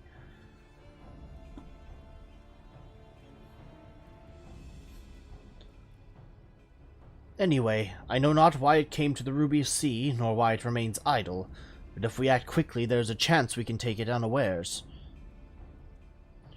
I propose we divide our forces. If you're willing to go ashore, we'll take a ship and circle about the islands. The first to find it will have the honor of the kill. Ha! A simple enough plan. Shall we be off to Shoal Rock, then?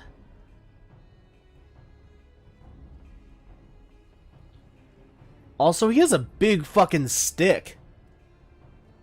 Is that a new weapon of some kind?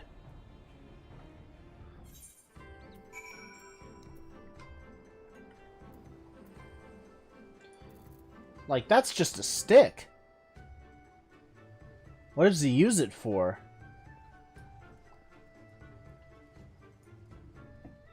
Anyway.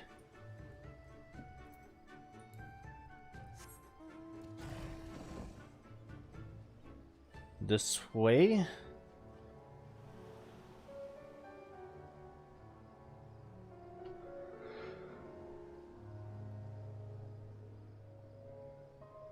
Oh, there you are.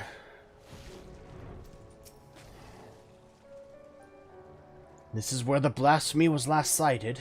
If the fates are kind, this will all be over soon.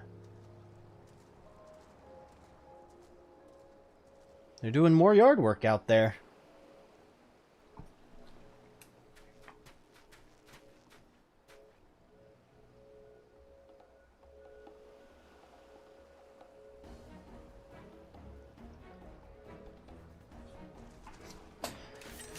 There she is.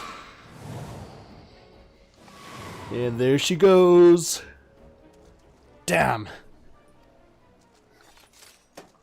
Such speed. I doubt even my falcons could keep pace with it.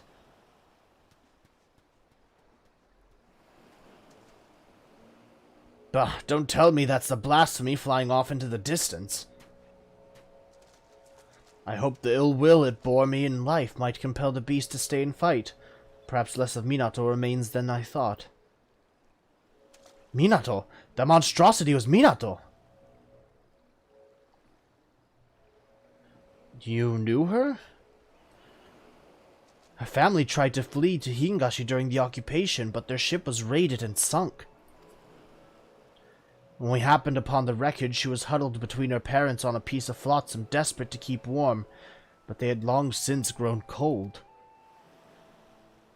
We took her to Onokoro, where we nursed her back to health. Couldn't imagine what horrors she must have witnessed. The mere sight of our weapons was enough to make her start screaming. She was clearly unfit for our trade, so we sought a village that might take her in. Isari was that village. Several months later, I chanced to meet her on this very beach. She was in the company of a young Ari fisherman, and I knew at once she had found more than a home there. I saw them here many times after that. She found something comforting about this place, I think. According to reports from Razatan, the memories and desires of those who turn can influence their behavior as blasphemies. Then perhaps Minato's memories are what compelled the beast to come here. That would also explain its timid nature. Minato was never one for violence, and the sight of you, blade drawn no doubt, stirred what little of the woman remains in that monster. If that is the case, an assault on the Kienkan is unlikely, guarded as it is by our samurai. But how are we to fight an enemy so quick to flee at the first sign of danger? Robbed of her parents, her husband, and now her life. I would rather we didn't have to at all. But I understand full well the risk we take by doing nothing. If we catch sight of the blasphemy again, you will be the first to know. Perhaps next time we can put her soul to rest. It's unfortunate that her soul will never get to rest, because her soul will never exist again. Truly unfortunate. There is naught to do now but bide our time. Come, let us return to the Enclave. Do-do-do-do. Do-do-do-do-do-do-do-do.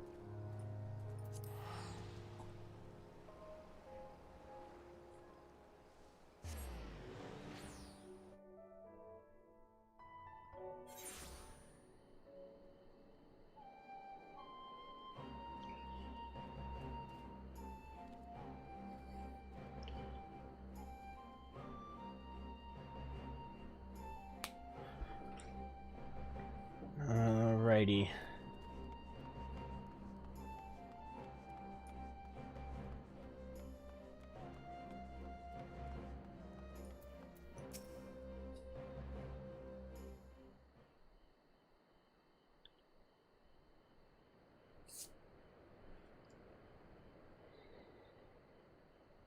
Given what we have learned, it seems likely that the blasphemy will return to Shoal Rock, but that knowledge will avail us not if we cannot prevent it from escaping again.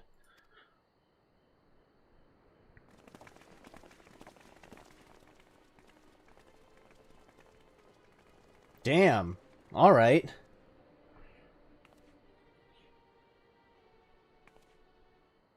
Lord Hien, on behalf of the people of Isari, we are come with a request. We welcome you with open arms and open hearts.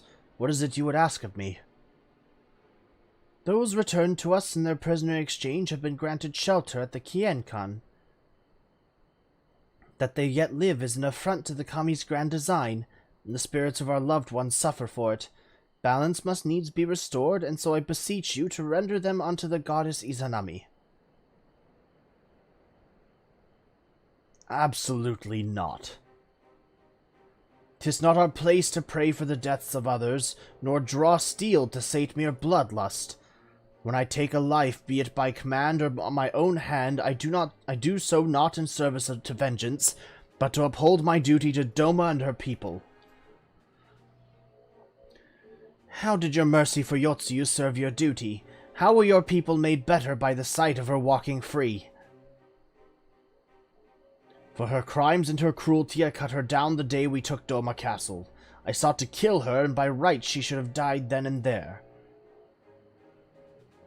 But the kami willed otherwise and returned her to us alive and bereft of her memories. With no recollection of her deeds, it would have been Tsuyu who faced punishment, not Yotsuyu. This was my judgment, and for it you were denied the justice you deserved. You have every right to resent me. But you come before me and ask that I sacrifice men and women whose only crime was to suffer, to be condemned to a life of servitude. If you truly believe your cause to be sacrosanct, I believe yourselves fit to bear the burden and swing of the sword, then step forward.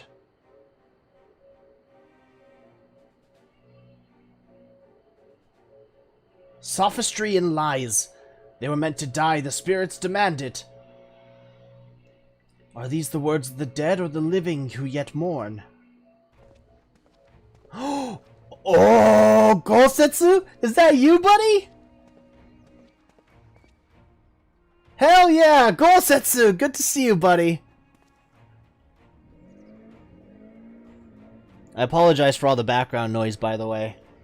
Word of the Isari priestess and her gifts has spread far and wide, and I thought to see the truth of it myself. By coincidence, I crossed paths with a traveler hailing from the selfsame village, who had a mind to return as well, but, alas, could not, and so he bid me deliver a missive in his stead.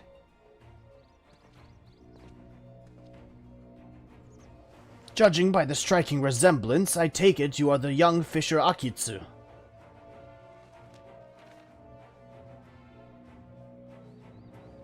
This is a letter from my father.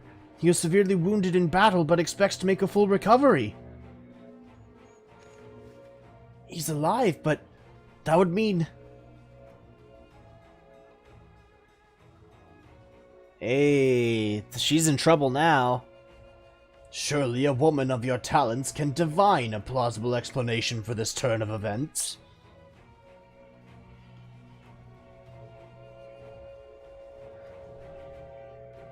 Jesus. There's a lot of background noise. You shall pay for this contumely. As he faints after making a presence in this cutscene. You shall pay for this contumely. My daughter will make certain of that.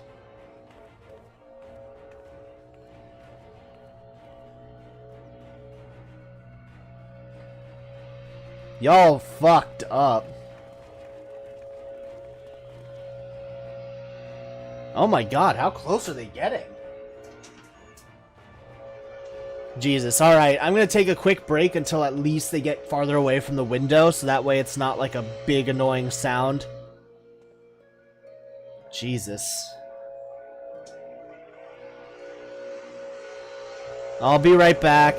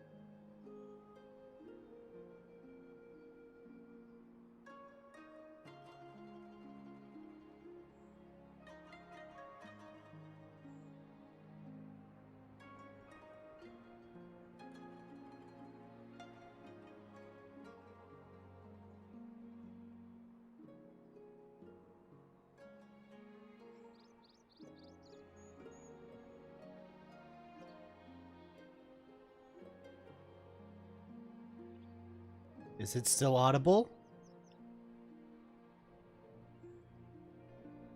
Just a little bit.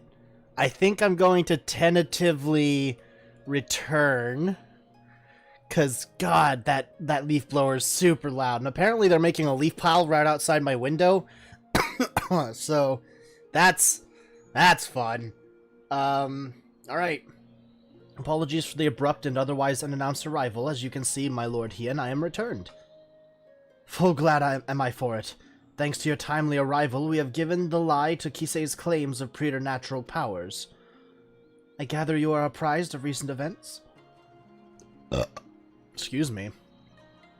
Alright, it did not take long to learn the state of affairs here in Doma, and that my assistance may be required.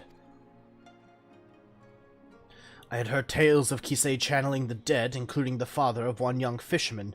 Imagine my surprise when I saw this spirit in the flesh. He was also on pilgrimage, paying respects to the departed, and we chanced to meet in the Liberation Front infirmary. At least he's being cared for. Would that we were not brought back together under such circumstances, but I'm glad to see you all hale and hearty.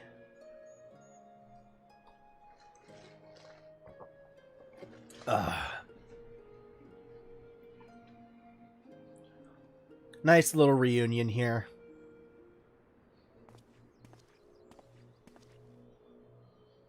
I had to turn up my music because I couldn't hear it over the leaf blowers. Ah, shit. Yeah, you are right next to a window as well. Tombo, is something the matter? I wish to apologize, Lord Hien. It was wrong of me to say the things I said. That's right! This was the kid. I understand nothing can bring back my father, but I was so angry Please, Tombo, you needn't apologize. It's just, my brother was always so brave, but my father's death was more than he could bear, and it turned him into that monster.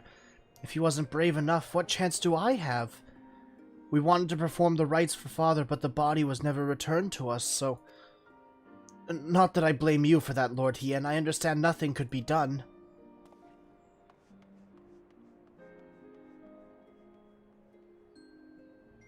That Akitsu's father survived is nothing short of a miracle, but I fear he is indeed the rare exception. I have offered prayers at more graves than I can count. It would be cruel to give others the false hope that their loved ones might return. And yet Kisei continues to do just that, offering comfort with her lies. A tempting but ephemeral balm for wounds that have yet to heal, much like the anger some harbor for you, or resentment for the families restored while theirs remain broken. But for those like that poor boy whose hearts lack for hatred, who know only sadness and despair, aye, they too may turn. Exposing the truth of Kisei's deception hasn't helped matters. If we are to prevent more suffering, we must pursue a lasting solution. I would be most grateful for your counsel, Gosetsu. There is much I could learn from your pilgrimage. If there is aught you require, but say the word and it shall be done. It is the least I can do for the part I played in Yotsuyu's tragedy. I failed her in the end, but I will not fail you, my lord. Thank you again for your aid, Ira. The day's events have given me much to consider. When our next step is decided, you will be the first to know. Alright, I think we're nearing the end of this line of quests. Because we're at level 88. There might be only 2 left.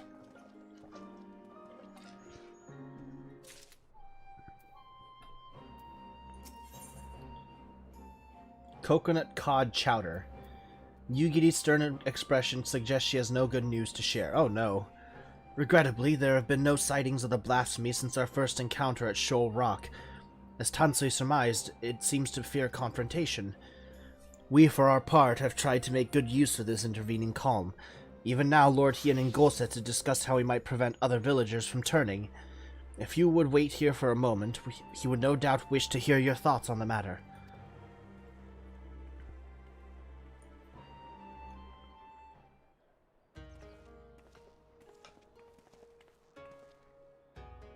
Ira, so glad you could come. As Yugiri no doubt explained, the blasphemy continues to elude us, and so we have turned our attention to other matters we can and should address. After long discussions and much deliberation, we believe we have found a means to allay the growing malaise of our people. If you would, Gosetsu.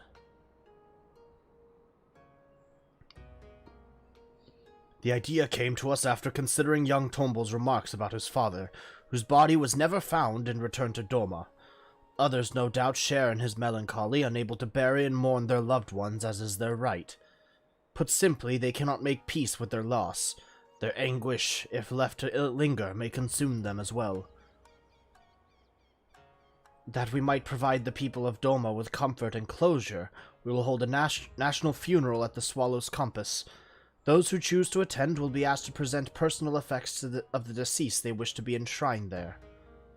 Spirits reside in all things, be they living or inanimate, and though we may die, a part of us lives on in the items we cherish most in life. Therefore, in lieu of remains, these belongings will be afforded a place in the royal mausoleum, that the spirits of those lost to us may find their way home to Doma, and at last know peace. The announcement has already been made, and a great many people are now engaged in the difficult task of deciding which keepsake will serve as their offering. 'Tis not a decision to be made lightly, but I suspect they will have made up their minds by the time we go to collect their chosen tokens. I also hope to learn more about the departed from those willing to speak with me for my benefit and for theirs.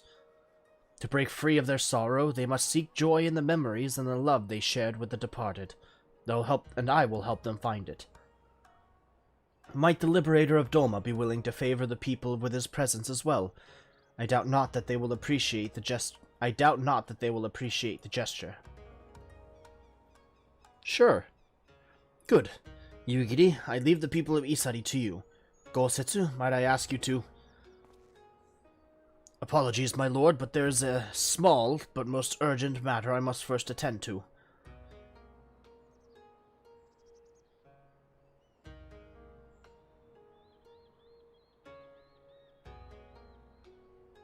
Very well, I shall not pry. Now, Ira, let us go and pay a visit to the good people of Namai. Is Gosetsu gonna get a thing for Tsuyu?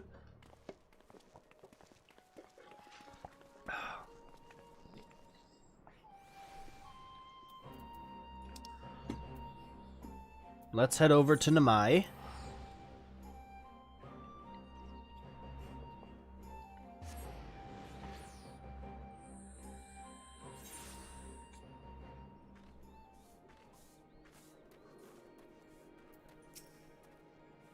Right then, before we begin, I would remind you that you need only listen to the tales of their loved ones. As overseer of the ceremony, I see it as my duty to deliver their effects personally. Because of this, it is of the utmost importance that we keep clear of any beasts that might damage our cargo. It goes without saying how important it is that their offerings are delivered in pristine condition, and I will be no good to you in a fight while heavily encumbered. If stealth or flight are not options, I must ask that you fight first both, but we needn't worry unless the occasion arises. For now, let us be off. Cool.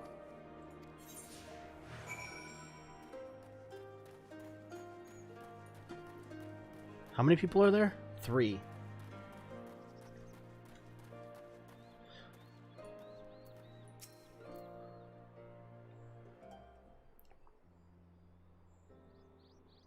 My husband, my dear sweet Maroya, has never returned from Garlemald, but perhaps now his soul might know peace. Please take this painting brush to the Swallow's Compass.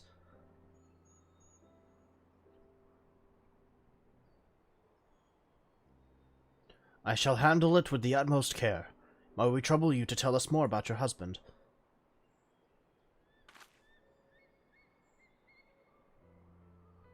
Maroya was a kind and gentle soul.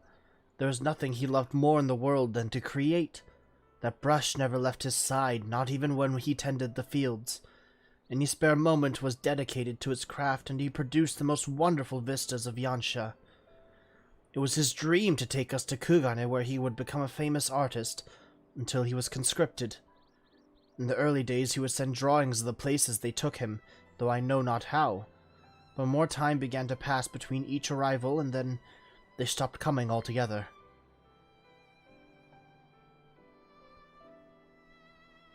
I know not in what far-flung lands he died, but I pray it was as beautiful as his works. He sounds like quite a man, to hold fast to his art even when forced to endure such hardship. His soul will find peace, of that I have no doubt.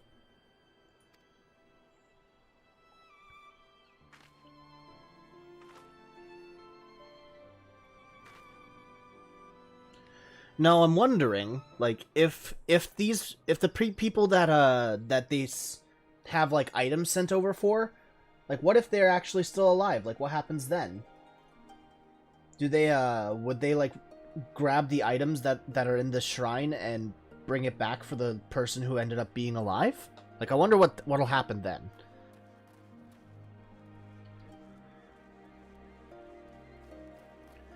Grieving Elder.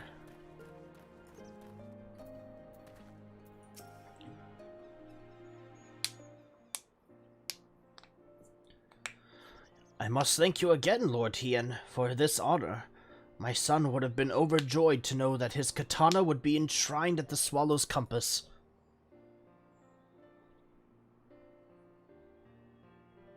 Nay, the honor is mine. I'm sure your son was a fine warrior. Aye, and so was I once upon a time. A samurai, as it happens, in service to your father when the Empire first invaded our lands.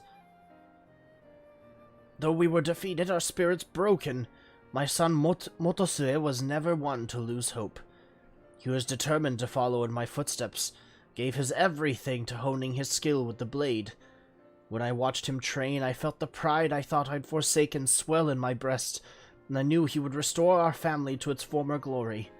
Alas,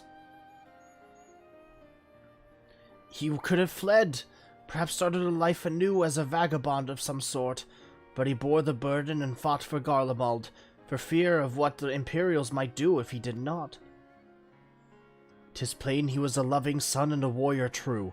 I will care for his blade as if it were mine own, and see it given the honor and respect due to a samurai of Doma.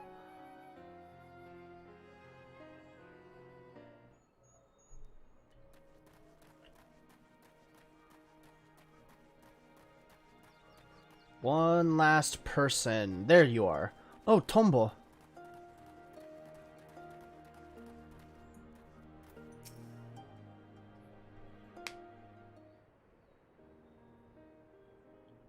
I realize it's quite large, but I wanted to offer this on behalf of my brother and our father, Suzushiro. What? What is it? If you are willing, I would very much like to hear more about them both. My father, he was a carpenter. He was a good man, if a bit stubborn, always thinking about his work. The only time he ever seemed to enjoy himself was when he had a cup of sake in his hand. When my brother came of age, he took up the trade as well. It brought them closer. I'd see them laughing over drinks together or listening in silence to the crickets singing under the moonlight. I wanted to join them one day. This was their favorite sake. I thought they might miss it. I am sure it will taste all the sweeter having come from you.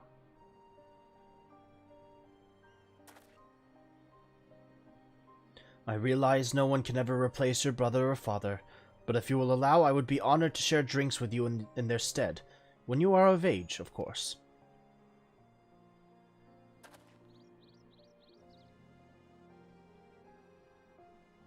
Goddamn, I'll be there for that. This should be everything. Would you join me for a short reprieve before our journey back?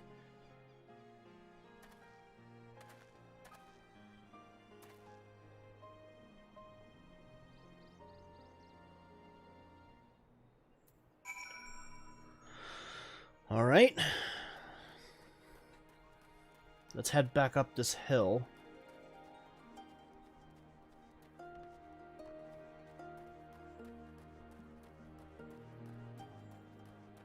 What would be the best way over there? Maybe across this bridge, go around. Okay.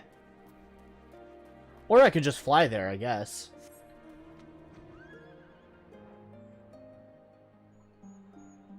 Over this way.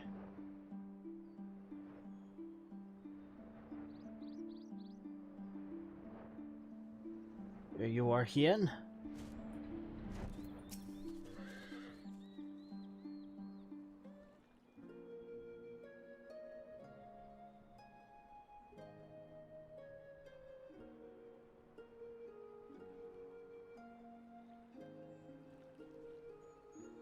They put on brave faces, but the people of Namaya are still racked with grief. It is the same at every village I have visited in recent days, but it is only now that I am struck by the contradictory nature of my goals. Having joined the Eastern Alliance and taken steps to revitalize the Enclave, I believe Doma was at last on the path to peace and prosperity. I still do. Yet by focusing so keenly on the future, I have neglected the past that yet haunts my people. Even if they do not give in to despair and become beasts that plague our lands like poor Tombo's brother, how are we to truly move forward if we are constantly looking back?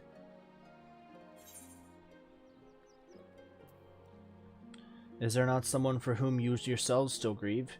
You speak of their haunted past, Lord Hien, but what of yours?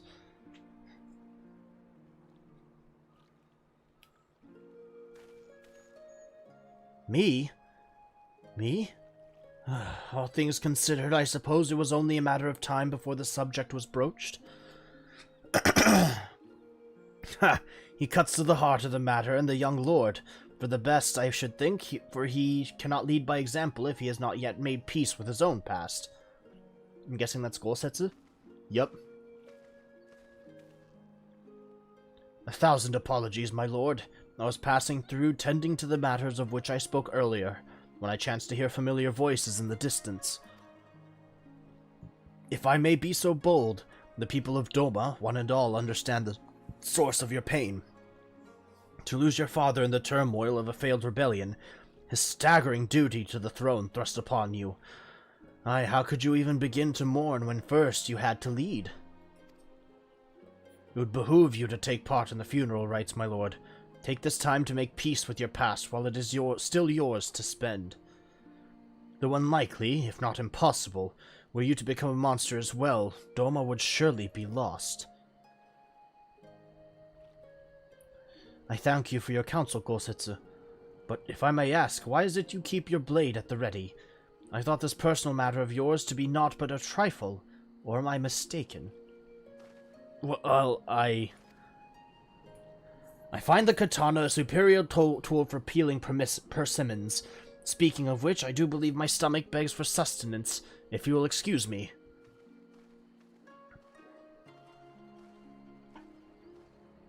Training, to help slay the blasphemy, no doubt. Fitting that he should offer me counsel, yet refuse to heed it in kind. He's not the warrior he once was, but he is wise, our obstinate friend.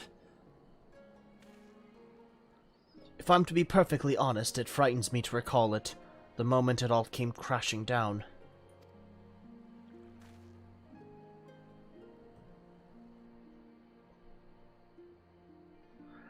We taken Doma Castle, victory was ours, but then we looked out and saw the banners of the 13th Legion marching towards us, the Crown Prince at the fore. No sooner had Gosetsu and I escaped than we received word that Xenos had slain my father. I remember how the fight went out of Gosetsu in an instant, how he wept for his lord while I felt the weight of the profound duty bear down upon my shoulders, crushing, suffocating, the heat of my own breath, the chill of my clammy palms. But duty demanded I must master my emotions, when all those around me, Gosetsu included, were consumed by anger and a thirst for vengeance. I had to be in control. Under my orders, we dispersed and fled to fight another day. To this day, I have not stopped to reflect on my father's death. How could I, devoted as I am to finding Doma's way forward?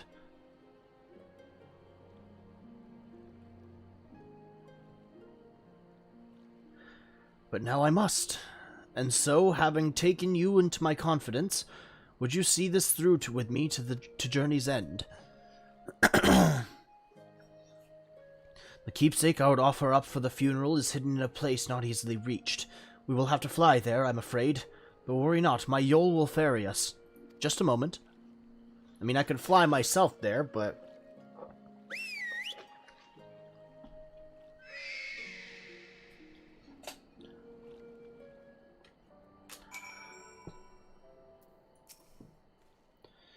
The place we seek is Plum Spring, in the mountains, shall we? Sure, let's go there. Cool, I'll just crunch down on my chips while we're at it.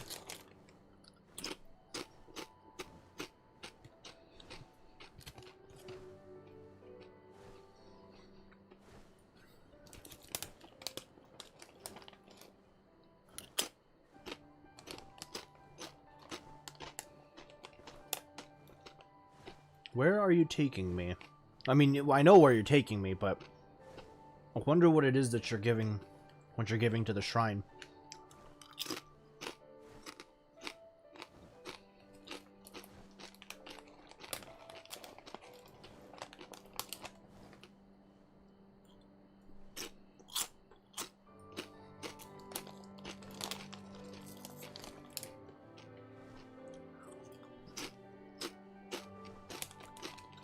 Okay, we're here.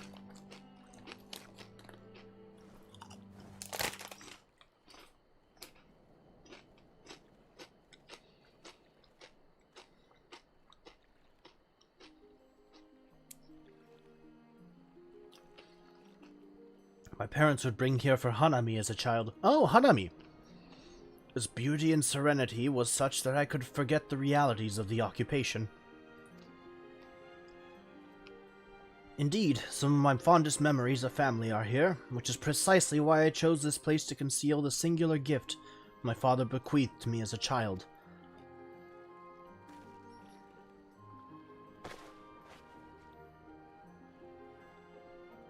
Aww.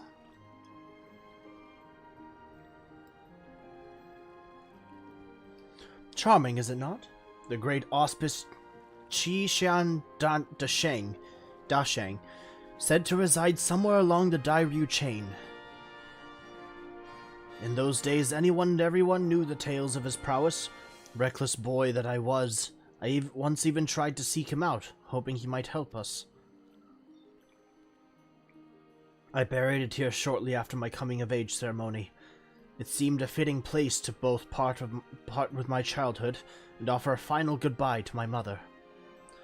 More a keepsake of mine than his, to be sure, but he was never a man of worldly possessions. Still, I suspect he would allow himself a rare smile if he were to see it again after all these years.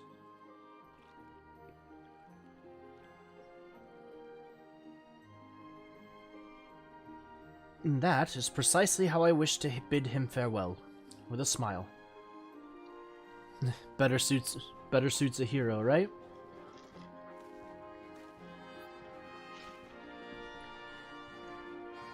It should go without saying I would prefer it not become known that I kept this doll here. Wouldn't want the children to grow jealous now, would we? And with that, I believe it is time we return to the Enclave.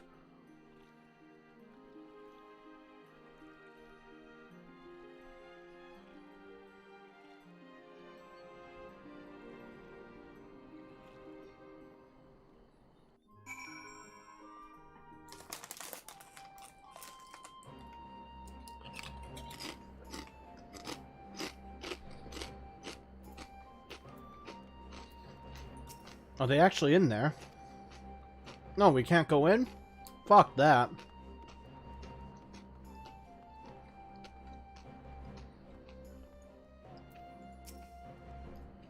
There are yet more villages to visit and offerings to collect, but preparations are proceeding apace. Soon the people will have one less cause to be tempted down the path of despair. Of course, there still remains the problem of the blasphemy. The former conscripts will remain at the Kiankun until it has been dealt with. We will slay the beast in due time, but before that, I would be honored if you were present for the funeral rites. Pray speak with Yugiri when next you visit the Enclave, and she will tell you more of the proceedings. You're going to Li Qian's secret? Go for it.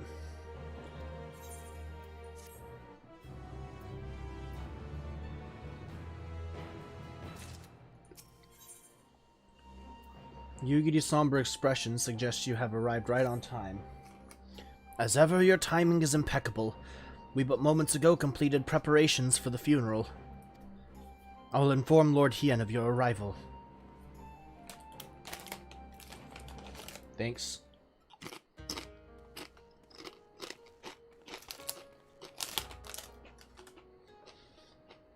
You're here. Excellent. The blasphemy continues to shun our settlements, and I mean to make the most of the time its absence affords us. I assume you are planning to take part in the ceremony?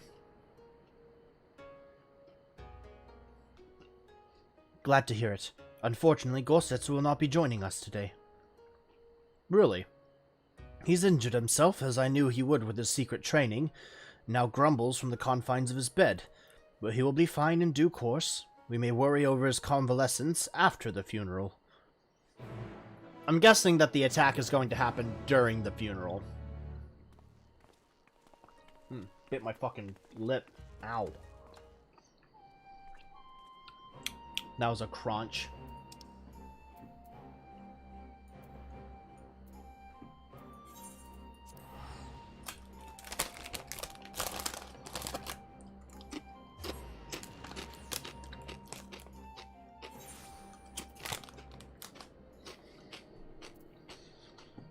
Let's grab some flight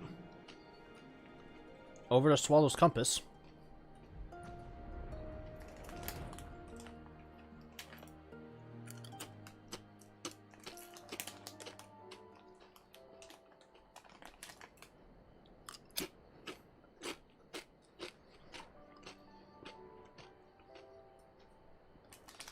I'll just be snacking.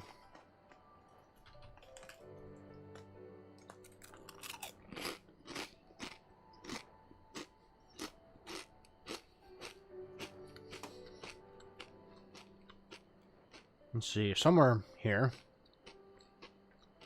It's around this rock face.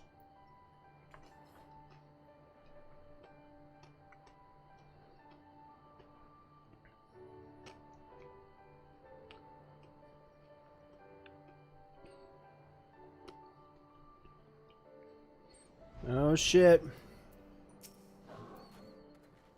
The villagers should arrive ere long. Then we may begin. Level 90.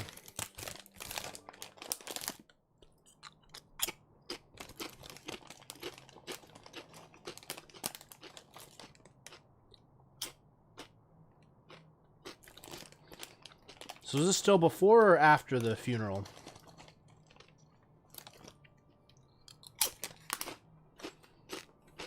Lord Hien, what are you doing here?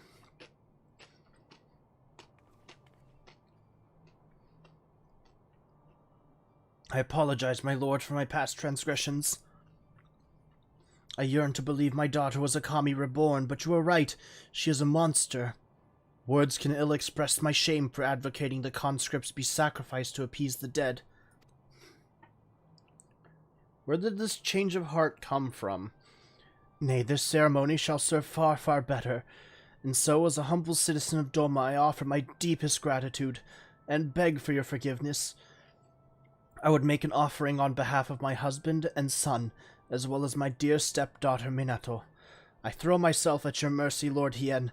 Allow them a place within the mausoleum that their spirits may know peace. Oh.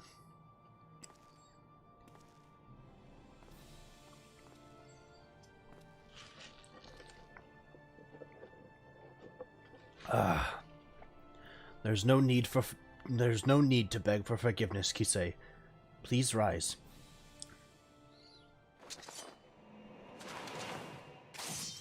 Well, shit.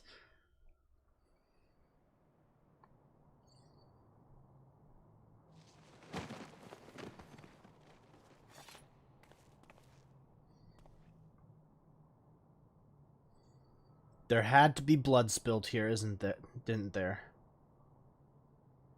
She will come for you. Jesus.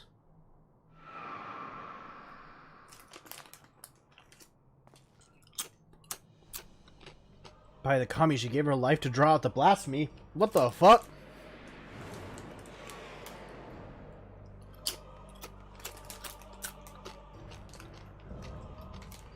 Blasphemy is an enemy.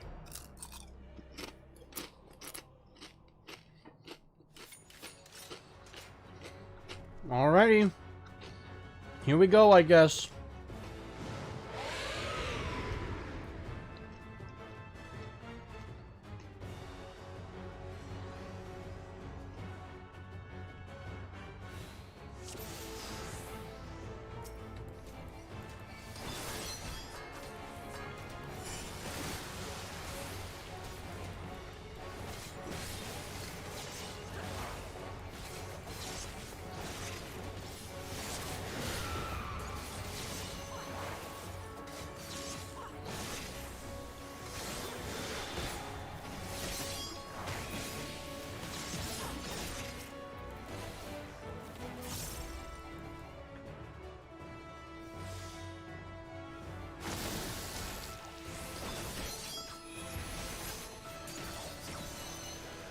For you, Father.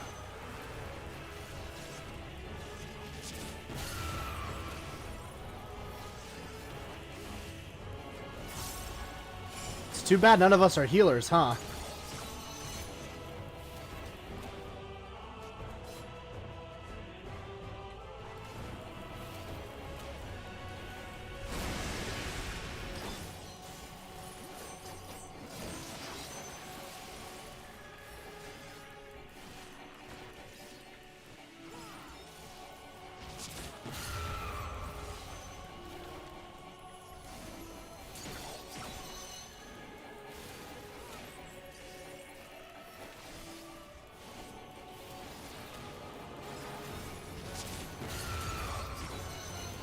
Concentrate.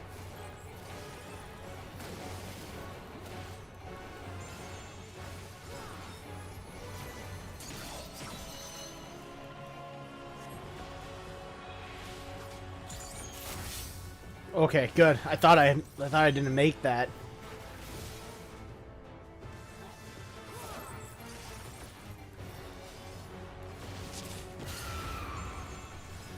It is nothing.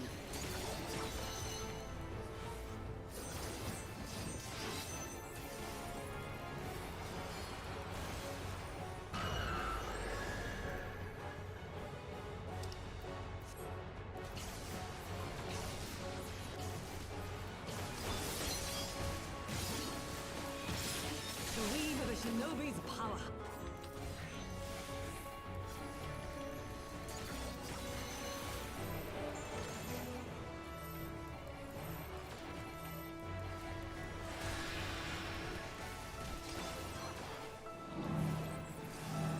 Lord Hien, you're looking pretty crunchy there, buddy. Jesus, fuck.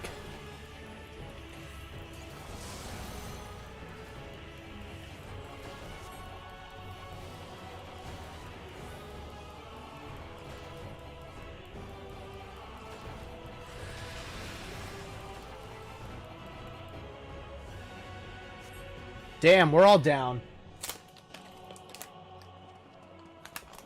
Come on, Gosetsu.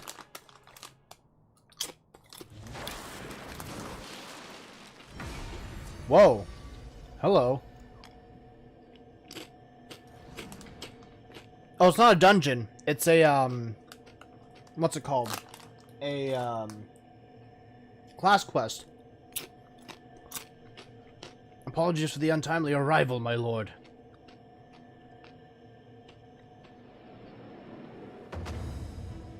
Oh, is he a healer now? Gosetsu, what is that staff? Pilgrimage proved a most enlightening experience. It is where I chanced to discover the benefits of ascetic training. I may no longer be fit to wield a blade, my lord, but Shugendo affords me another way to turn the tide of battle. He's basically a white mage, alright.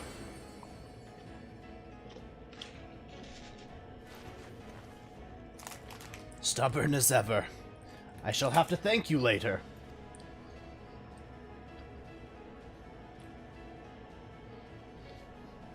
Three DPS and a healer? I like these odds. Let's put an end to this.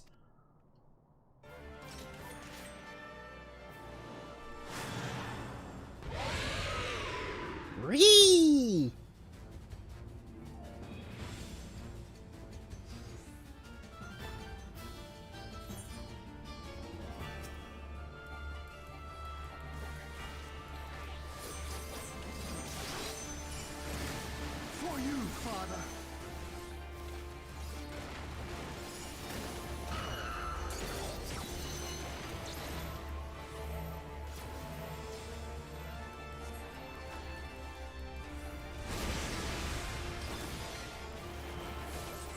Sorry, Gosetsu!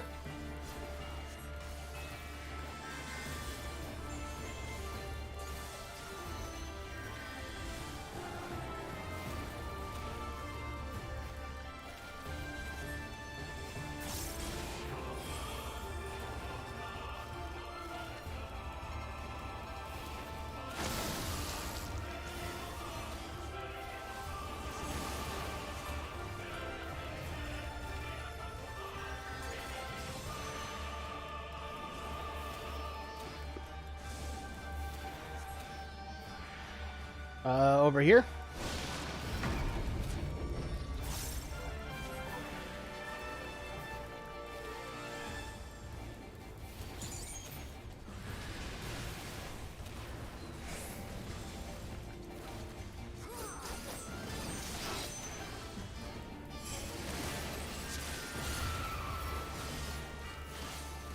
The weave of a shinobi's power.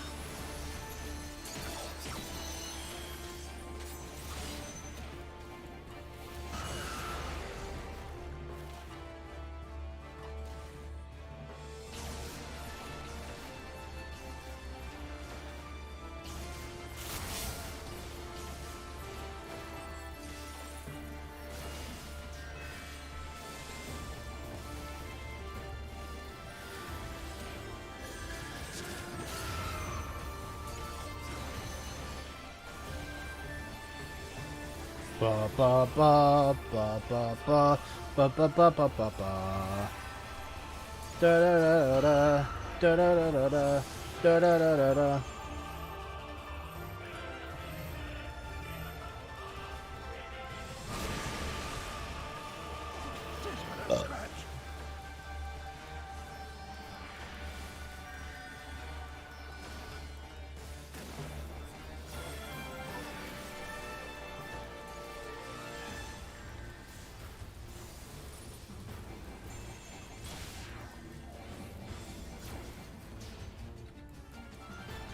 So now I'm starting to see the loop of the mechanics here.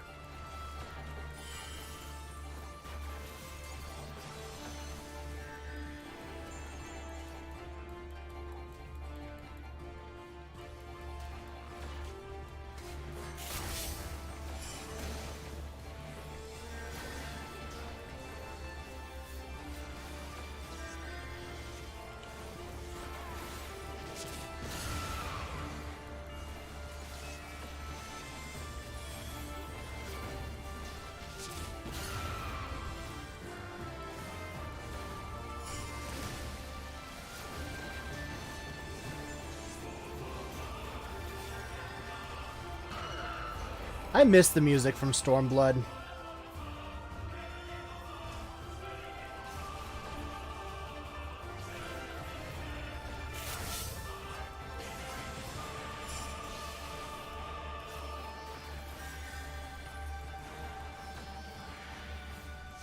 We are almost there.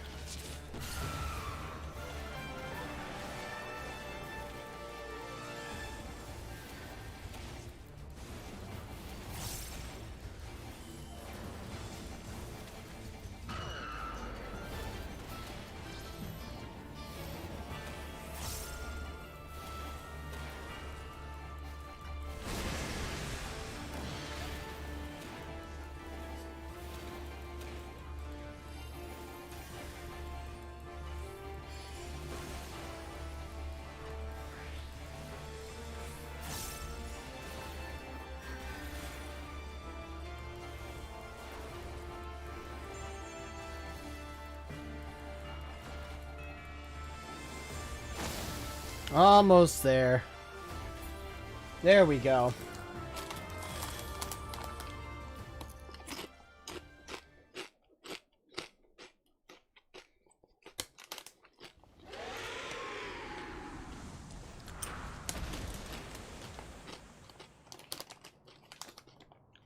Bum, bum, bum, bum, bum, bum, bum, bum.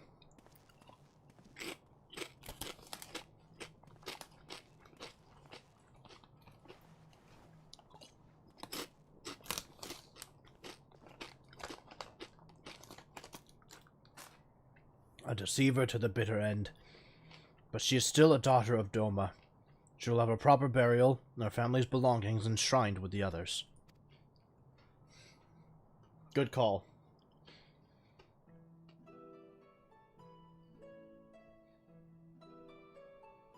Aw.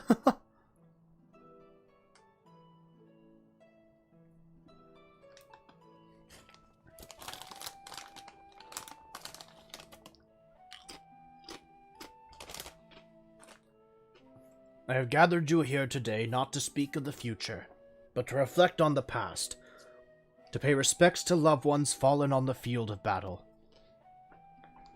Those are some thick incense sticks. In the honor of their sacrifices, these sons and daughters of Doma shall be given a place here, at the Swallow's Compass. Though they no longer walk with us in life, they walk with us in spirit. Pray never forget their bravery, and the memories of their legacy give you comfort and strength.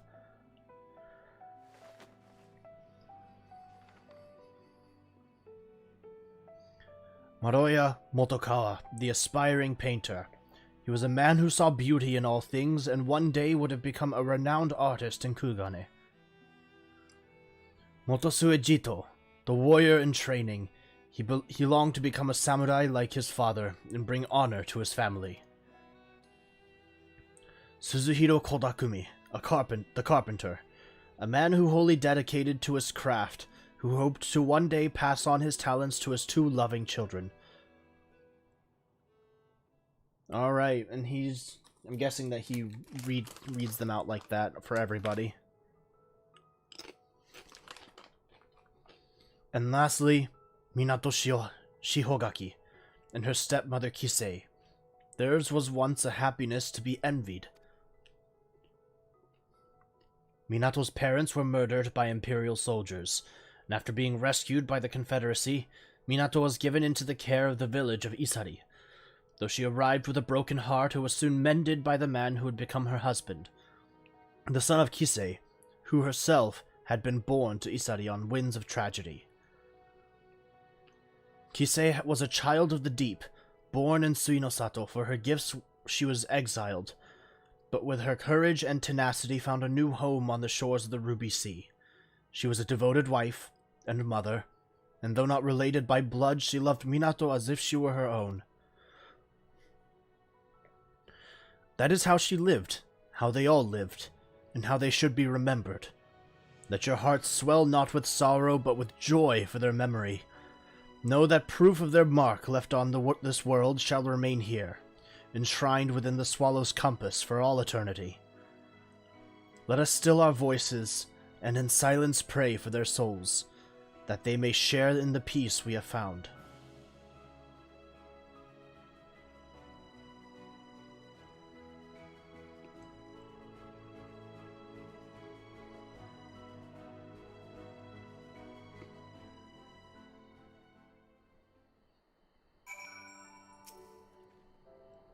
Well, I certainly wasn't expecting a battle with a blasphemy as a prelude to the ceremony. At least now we may breathe easy, if only for a short while.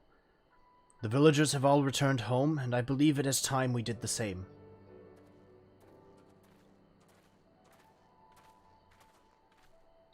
Alright, Ober, back to the Doman Enclave.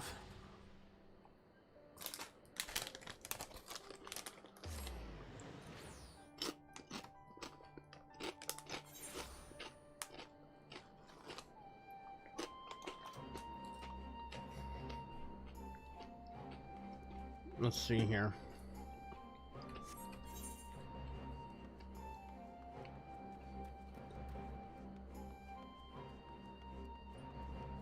Hold on. Oh, that's over to the, to Gangos over there. Alright.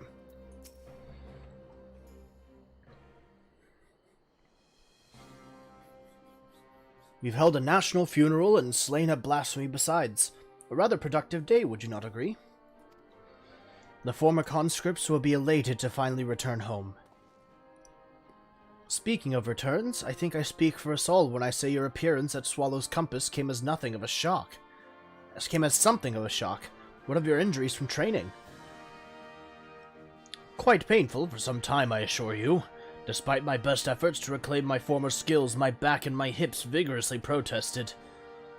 I planned to sleep that I might be well rested for the morrow's hunt, but a voice called out to me. I was needed, and so I grabbed my cane and ran as quickly as my ailing body would allow. The cane suits you, Gosetsu, but as your mastery of healing magics was a sight to behold. Okay. Almost as surprising as your resurrection following the fall of Doma Castle. I am still but a novice in dire need of training. 'Tis my hope that I will be able to refine my ascetic arts during my next pilgrimage. So, you are leaving, then? Worry not, Lord Hien. Should you find yourself in dire straits once more, I shall fly to your side. Not as a samurai, perhaps, but I will nonetheless give our enemies cause to tremble. And with that, I take my leave.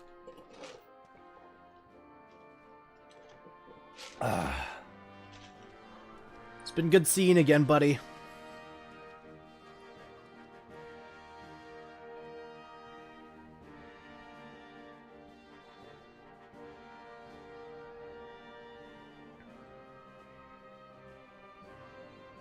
Though it may be years, if not decades, until we truly make peace with our past, we have turned a corner and begun to heal.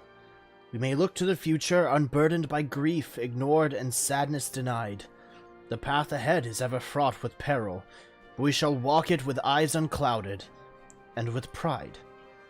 You have done so much for us, for Doma. I wish there was more I could do for you.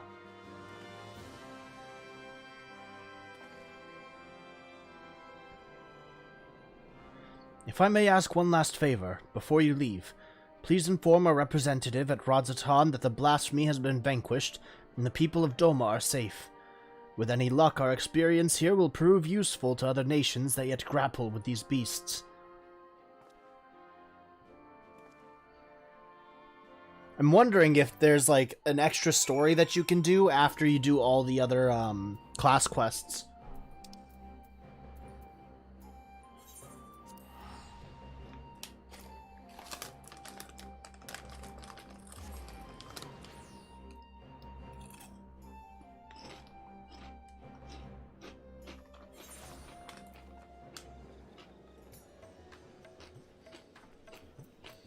Let's see here.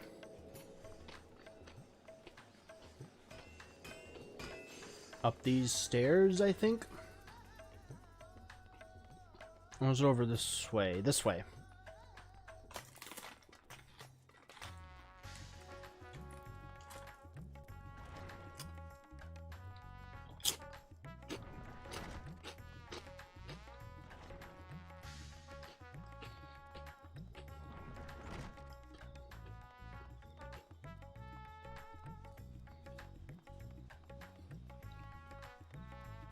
I'm liking this music. It's kind of funky.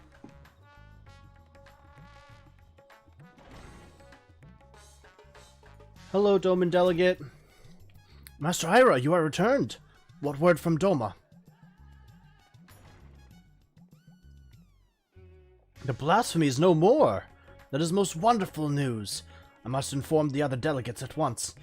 Thank you again for answering our summons. If another threat should rear its dastardly head, I pray we can count on your assistance again.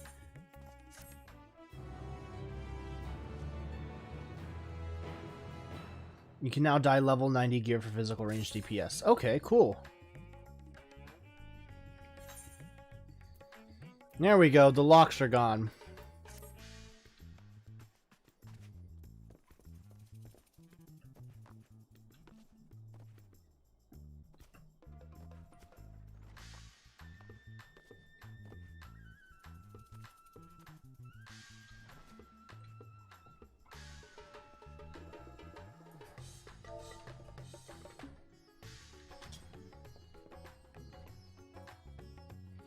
And with that, I think I'll finish off for the day. That's been really fun. I really enjoyed that class quest. Now I gotta get other classes up to that level so I can finish all those stories. I also need to finish the class quest for what's it called, for the Crystarium. But I do hope everybody here has enjoyed. Thank you all so much for watching. If you liked it, please leave a like and subscribe if you're not subscribed yet. Yeah, I'll be working for the next few days. My birthday's coming up on Friday, so I'll be busy. But I hope everybody here has a great rest of the day, rest of the week, rest of the month, rest of the year, and of course, a wonderfully great rest of your life. Excuse me. And I will see you all next time. This is K-Sawk signing out. Bye, everybody.